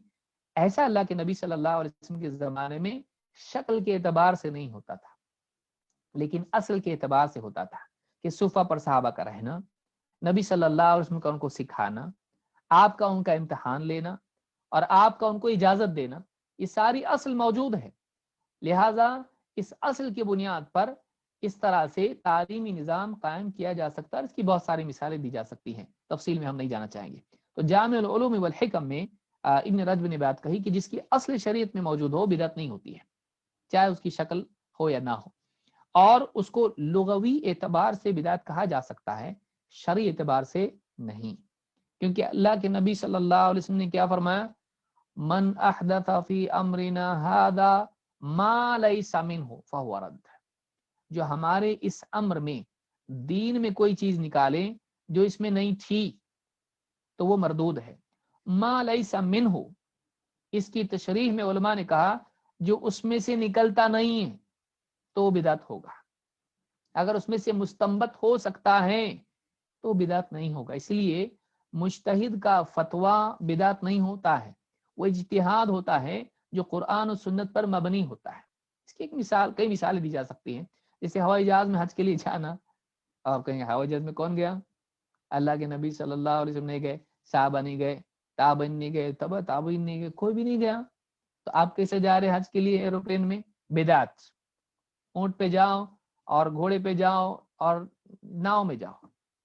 लेकिन आप देखेंगे कि नाव खुद एक ऐसी चीज है जो नजीर है एरोप्लेन की, दोनों में मुशाबहत है, शेख अलबानी ने कहा कि देखो नाव के नीचे पानी, पानी के नीचे जमीन। भाई पानी समंदर कहीं ना कहीं जाके तो खत्म होगा, नदी और तालाब कहीं ना कहीं जाके तो खत्म होंगे, नीचे क्या रहता है, तल में जमीन।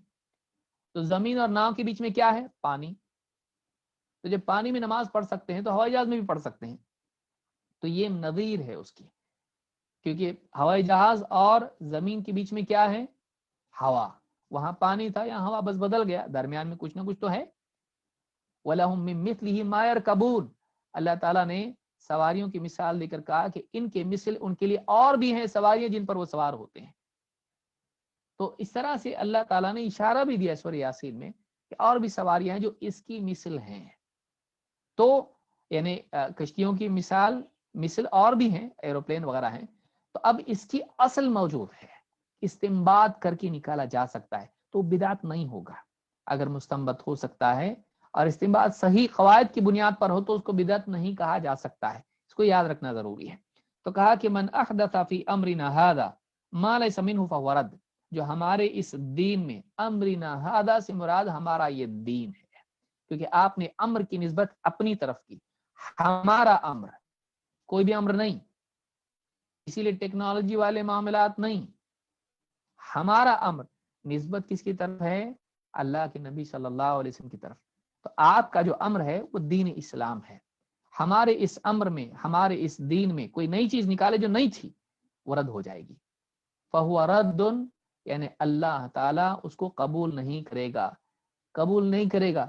अल्लाह ताला तो जो किसी नेकी को रद्द नहीं करता है। अल्लाह ताला फमन यअमल मिस्काल ज़र्रतिन खैरन यरहु, कि जो जर्रा बराबर भी खैर क़यामत के दिन लेकर आएगा वो देखेगा, उसको वो पाएगा आखिरत में उसको। वो वजदू मा अमिलु हादिरा, नेकी गुनाह सब आएंगे, तो कोई नेकी ऐसी नहीं होगी जो रह जाए। तो फहुव रद्दुन, वो रद्द हो जाएगी, यानी नेकी है ही नहीं तो रद्द हो गई, वो शुमार ही नहीं होगी, काउंटिंग में नहीं आएगी वो। तो मालूम हुआ कि उसका वजन नहीं किया जाएगा, वो रद्द है, मरदूद है। तो वो सारा अमल जो बिदात के बुनियाद पर हो वो रद्द हो जाएगा। क्यों? इसलिए कि वो एक्सेप्टेबल नहीं है, वो दीन नहीं है। जो दीन नहीं वो रद्द हो जाएगा। बाज़ लोगों ने इमाम शाफी रहमतुल्लाह अलैह के और बाज़ उलमा के अक़वाल को जिक्र किया है कि बिदात की 5 किस्में हैं, उसमें से वाजिब हैं, मुस्तहब हैं, और उसमें मकरूह है, और उसमें यानी हराम है, और बाज़ चीज़ें मुबाह भी हैं। तो इससे बाज़ लोग यानी खींचतान के बिदात की 2 किस्में निकालने की कोशिश करते हैं, क्या? बिदात हसना और बिदात सय्यिआ। लेकिन याद रखिए, इमाम शाफी के कायल नहीं कि दीन में बिदात निकाली जा सकती है। उन्होंने जो बिदात का लफ्ज इस्तेमाल किया है वो लुगवी एतबार से, न कि शरई एतबार से। आइए देखते हैं वो क्या कह रहे हैं। इमाम शाफी रहमतुल्लाह अलैह फरमाते हैं, अल बिदअतु बिदअतान, बिदात 2 बिदातें हैं, बिदात की 2 किस्में हैं, बिदअतुन महमूदा व बिदअतुन मज़मूमा। एक बिदात वो है जो महमूदा है, पसंदीदा है, तारीफ के लायक, और दूसरी बिदात वो है जो मजमूम है, जिसकी मजम्मत इस्लाम में आई है, दीन में आई है।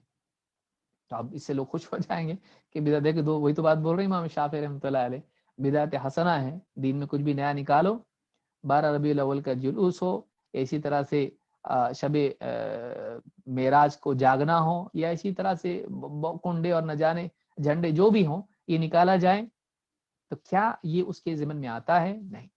इमाम शाफी रहमतुल्लाह अलैह फरमाते हैं, फमा वाफ़क़ सुन्नत फहुव महमूद वमा खालफ सुन्नत फहुव मज़मूम। तो देखो कौन सी बिदात, उस पर क्या हुक्म लगेगा। नई चीज दिखाई दे रही है, कहते हैं जो चीज सुन्नत के मुआफिक हो वो पसंदीदा है, जो सुन्नत की मुखालिफ हो वो बुरी है। यानी किसी चीज के पसंदीदा होने के लिए जरूरी है कि उसको सुन्नत के मुआफिक है या नहीं देखा जाए, और जो सुन्नत के खिलाफ है वो बुरी है। लेकिन जो सुन्नत के मुआफिक ना हो वो भी बुरी होगी।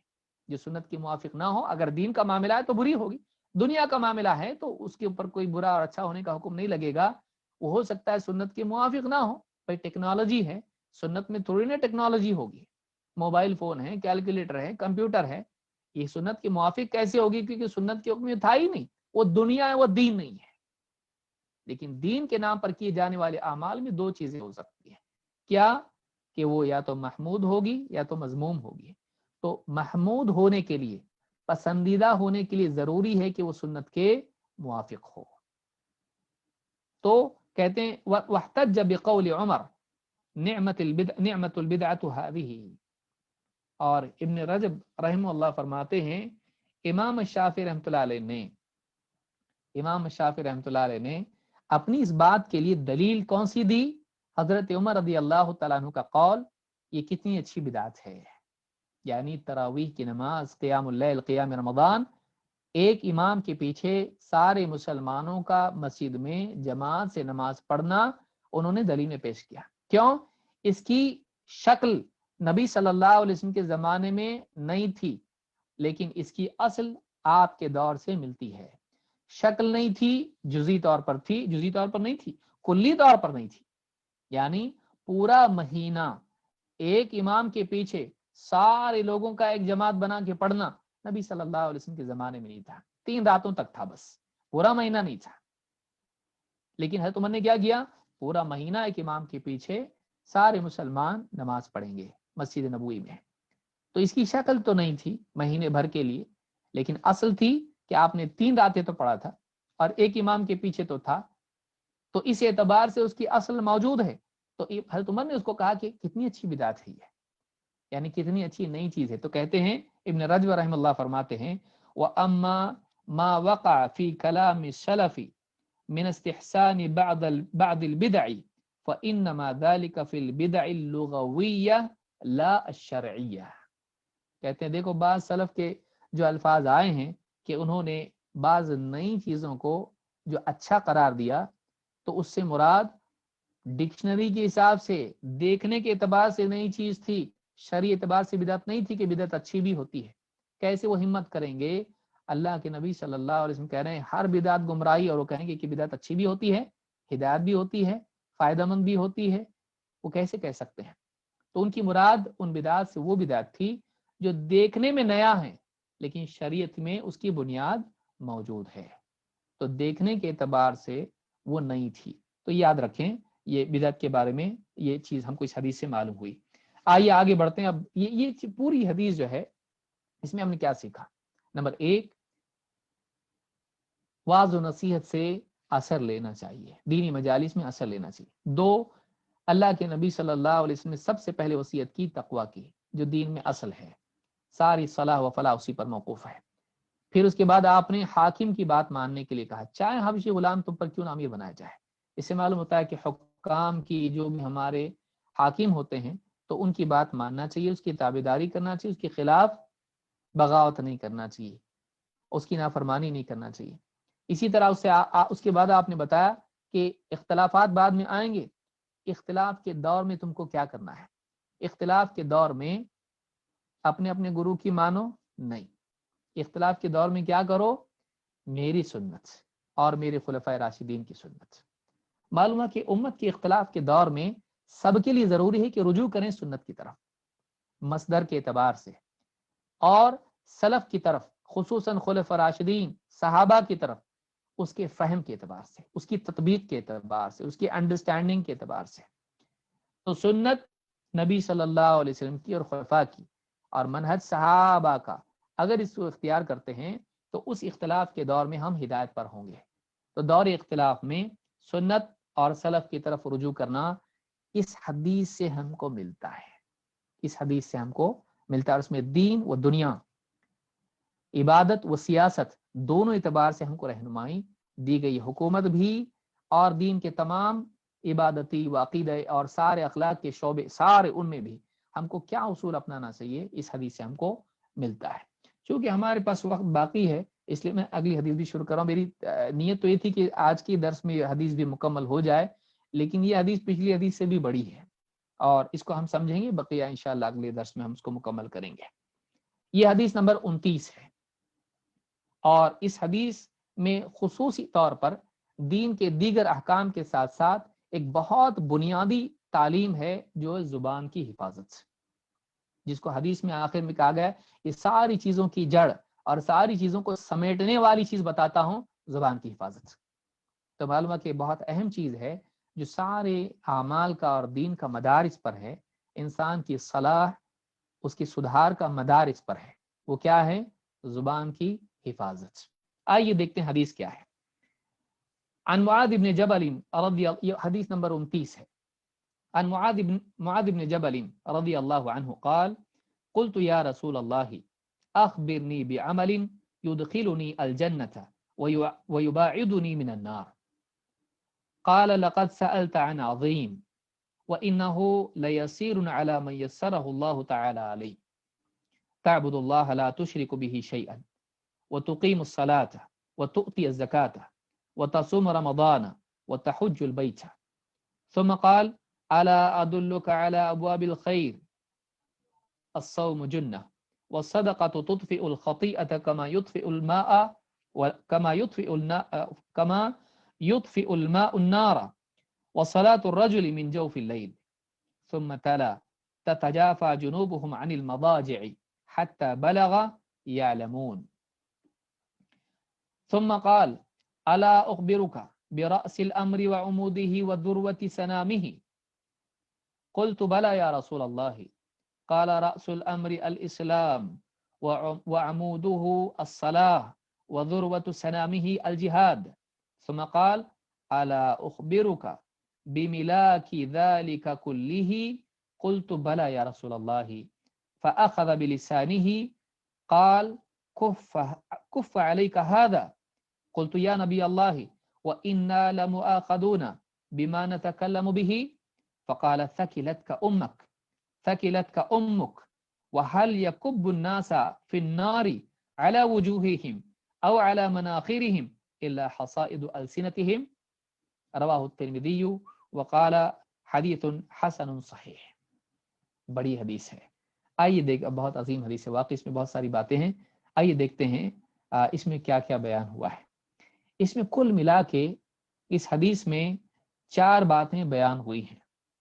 ایک فرائض، دوسرے نوافل، تیسرے دین کی بلندی اور اس کی بنیادی باتیں، اور نمبر 4 ان تمام چیزوں کو سمیٹنے والی چیز جس سے انسان کا کردار صحیح ہوتا ہے، وہ کیا ہے۔ یہ 4 باتیں اس حدیث میں بیان ہوئی ہیں، فرائض، نوافل اور دین کی سربلندی، اور اسی کے ساتھ نمبر 4 دین کے ان تمام شعبوں کو سمیٹنے والی چیز جو انسان کی اصلاح کا مدار جس پر ہے وہ کیا ہے۔ یہ 4 چیزیں اس حدیث میں آئی ہیں۔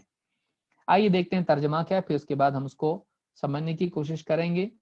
معاذ بن جبل رضی اللہ تعالیٰ عنہ فرماتے ہیں، ان سے روایت کہتے ہیں، میں نے کہا اللہ کے رسول مجھے ایک ایسا عمل بتا دیجئے جو مجھے جنت میں لے جائے اور جہنم سے دور کر دے۔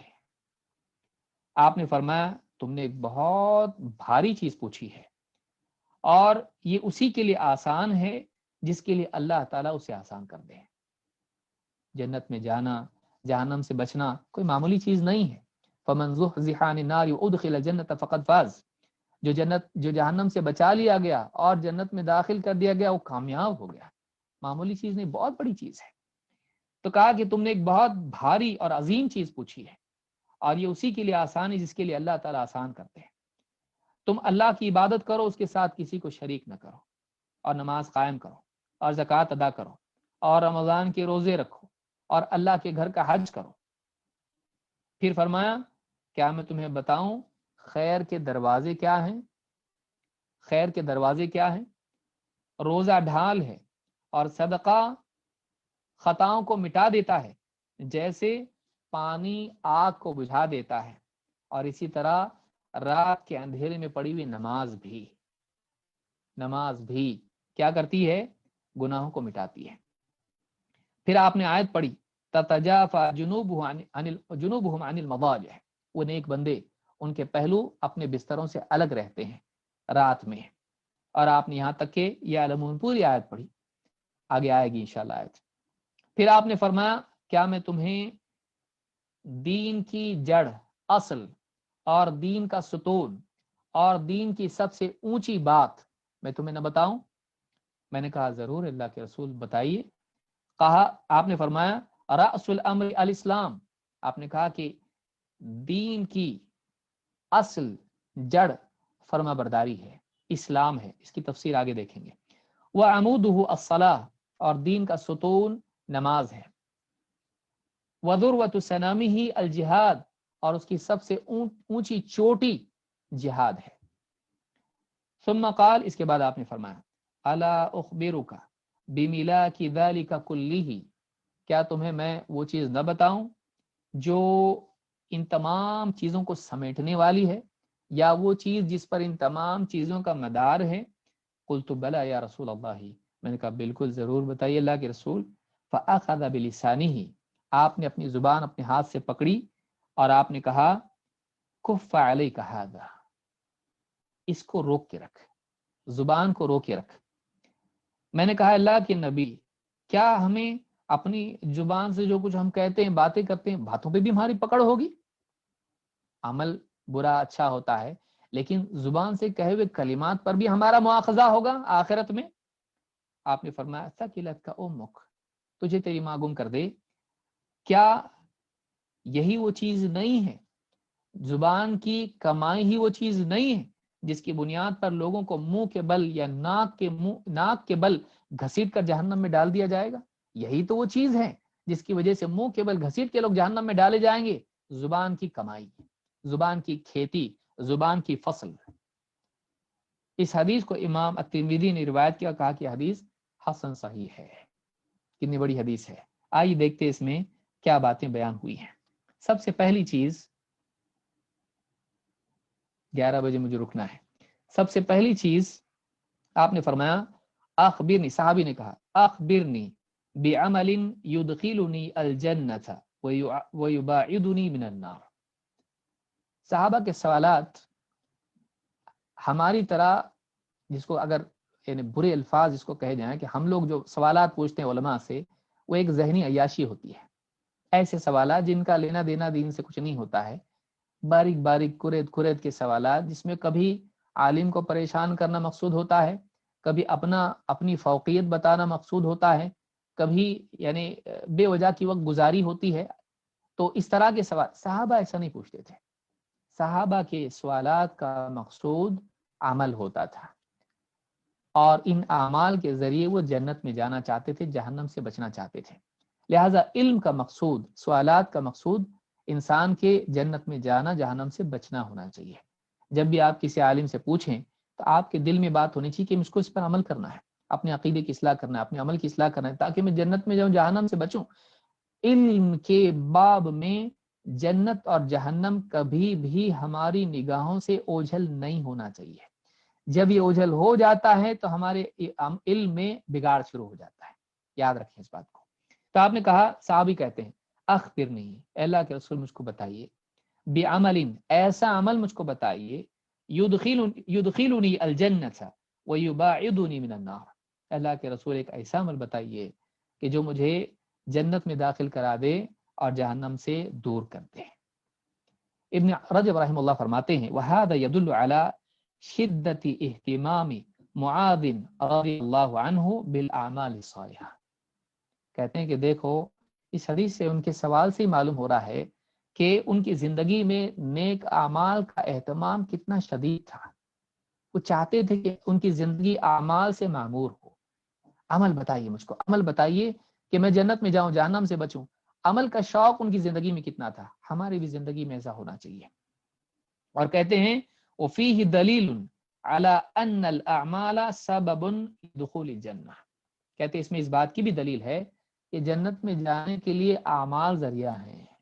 यूं ही टहलते टहलते जन्नत में चला जाएगा? नहीं, जन्नत आम बागों की तरह नहीं है। उसमें वही जाएगा जिसकी जिंदगी में आमाल हो। क्यों?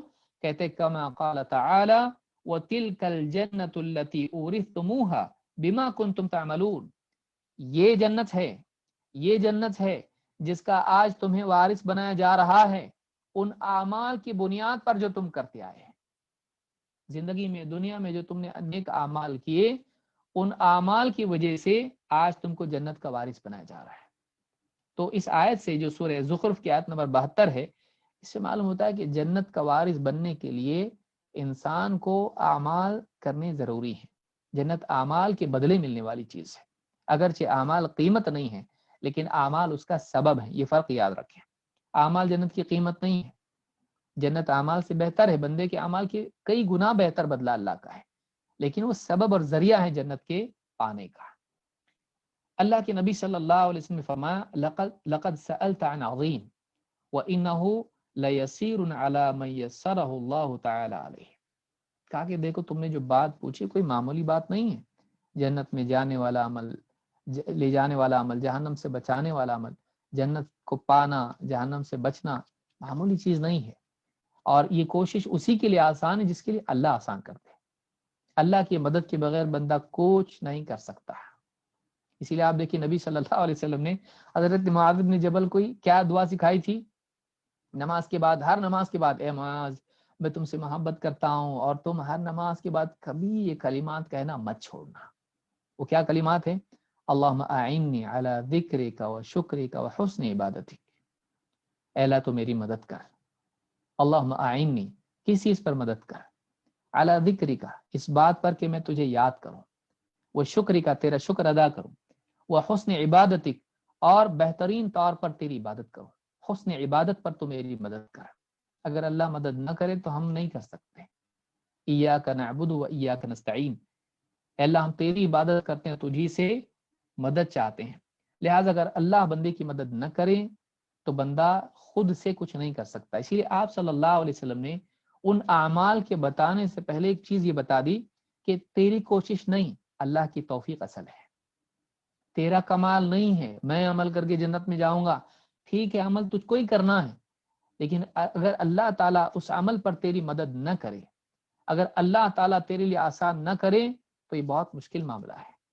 اگر اللہ کی توفیق تیرے شامل حال ہے تو تیرے لیے بہت آسان ہے، لیکن اگر اللہ تعالیٰ تجھ کو توفیق نہ دے کچھ نہیں کر سکتا۔ تو سوال یہ پیدا ہوتا ہے کہ دین تو آسان ہے، یہ مشکل کیسے ہوا؟ دین آسان ہے لیکن چلنا اس پر شریعت کے احکام جتنے بھی مکلف کر سکتا ہے اس کو، لیکن کتنے لوگ ہیں نماز 5 وقت کی آسان ہے لیکن پڑھتے نہیں ہیں، کتنے لوگ ہیں رمضان کے روزے بچے رکھتے ہیں لیکن کتنے بڑے وہ نہیں رکھ پاتے ہیں، کیوں؟ سستی کی وجہ سے، تکلیف کی وجہ سے نہیں رکھ پاتے ہیں وہ لوگ۔ تو جس کے لیے اللہ آسان کرے، جس کو اللہ توفیق دے وہی کر پاتا ہے، ورنہ نہیں کر پاتا ہے آدمی۔ تو آسان عمل بھی مشکل ہو جاتا ہے اگر اللہ کی توفیق نہ ہو۔ یہاں پر آپ نے فرمایا وَإِنَّهُ لَيَسِيرٌ عَلَى مَن يَسَّرَهُ اللَّهُ تعالیٰ عَلَيْهِ، یہ اس کے لیے آسان ہے جس کے لیے اللہ تعالیٰ آسان کرے۔ میں سمجھتا وقت ہو گیا ہے اور انشاءاللہ مزید باتیں ہم اگلے درس میں دیکھیں گے، اور بہت ساری باتیں اس حدیث میں بیان ہوئی ہیں، اللہ تعالیٰ ہم سب کو سیکھنے اور اس پر عمل کرنے کی توفیق عطا فرمائے۔ اقول هذا واستغفر الله لي ولكم۔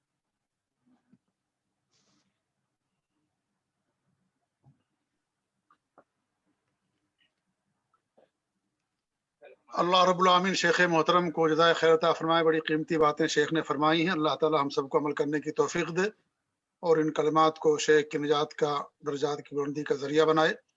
شیخ نے دوران گفتگو بات ذکر کی کہ بات ہماری لمبی ہو جاتی ہے، شیخ کو مکمل اختیار ہے کہ جس طریقے سے درس کو جاری رکھنا چاہیں جاری رکھیں، اور اصل مقصد دورے کا استفادہ ہے، لوگوں کو فائدہ پہنچانا ہے، اور جب تفصیل سے لوگوں کو بات بتائی جاتی ہے تبھی بات لوگوں کے ذہن میں زیادہ سمجھ میں آتی ہے۔ لہٰذا جس تفصیل کے ساتھ شیخ چل رہے ہیں ہم شیخ کے شکر گزار ہیں کہ بڑی قیمتی اور علمی اور دقیق باتیں شیخ ہمیں بتا رہے ہیں۔ اللہ رب العالمین کے علم میں مزید اضافہ فرمائے، اور بہتر ہے شیخ کی تفصیل ہی کے ساتھ رکھا جائے کیونکہ اختصار لوگوں کو سمجھ میں نہیں آتا ہے۔ تو اللہ رب العالمین شیخ کو جزائے خیر عطا فرمائے، اور ہم شیخ کے بہت ہی شکر گزار ہیں، ممنون ہیں کہ ہر ہفتہ شیخ ہمارے لیے وقت نکالتے ہیں اور ہمارے جو مشاہدین ہیں، مستمعین ہیں، ان کو فائدہ پہنچاتے ہیں۔ ہم تمام مشاہدین سے گزارش کریں گے کہ ٹائمنگ ہماری چینج ہو گئی ہے، اور سعودی عرب کے ٹائم کے مطابق 7 بجے اور ہندوستان کے ٹائم کے مطابق 9:30 بجے کر دیا گیا ہے، کیونکہ آج کل یہ سعودی میں عصر اور مغرب کے درمیان بہت معمولی وقت ہوتا تھا، اور جب شروع کرتے تھے شیخ کے یہاں نماز کا وقت رہتا تھا، تو اس کی وجہ سے مناسب یہ سمجھا گیا کہ عشاء کے بعد پروگرام رکھا جائے تاکہ بیچ میں نماز نہ آئے، سب لوگ نماز سے فارغ ہو کر کے دل جمعی اور سکون کے ساتھ شیخ کے درس کو سنیں۔ شیخ نے موافقت دی، ہم شیخ کے شکر گزار ہیں۔ تو آپ سب سے گزارش ہے کہ زیادہ سے زیادہ پروگراموں کے اندر شرکت کریں، کیونکہ یہ بڑی قیمتی باتیں ہیں اور یہ باتیں اتنی آسانی سے ملنے والی نہیں ہیں، اور الحمدللہ شیخ بڑی آسانی سے ہم سب کو بتا دیتے ہیں۔ اتنی باتوں کو پڑھنے حاصل کرنے کے لیے کئی کتابوں کا مطالعہ کرنا پڑے گا، کئی علماء کی طرف رجوع کرنا پڑے گا۔ الحمدللہ بڑی آسانی کے ساتھ ہم کو دین کی باتیں مل جا رہی ہیں۔ ہمیں شیخ کا شکر ادا کرنا چاہیے اور اس ٹیکنالوجی سے فائدہ اٹھانا چاہیے۔ اپنے وقت کو بیکار ضائع کرنے کے بجائے سب سے بہترین عبادت اللہ تعالیٰ کے دین کا اور سلف صالحین کے عقیدے اور منہج پر حاصل کرنا، یہ بہت بڑی عبادت ہے۔ اللہ تعالیٰ ہم سب کو توفیق دے، جو کچھ ہم سیکھیں سنیں اللہ رب العالمین اس پر عمل کرنے کی توفیق دے، آمین۔ جزاکم اللہ خیر، والسلام علیکم ورحمۃ اللہ وبرکاتہ۔ حیاکم اللہ۔ مجلس کے اختتام کا اعلان کیا جاتا ہے۔ شکراً۔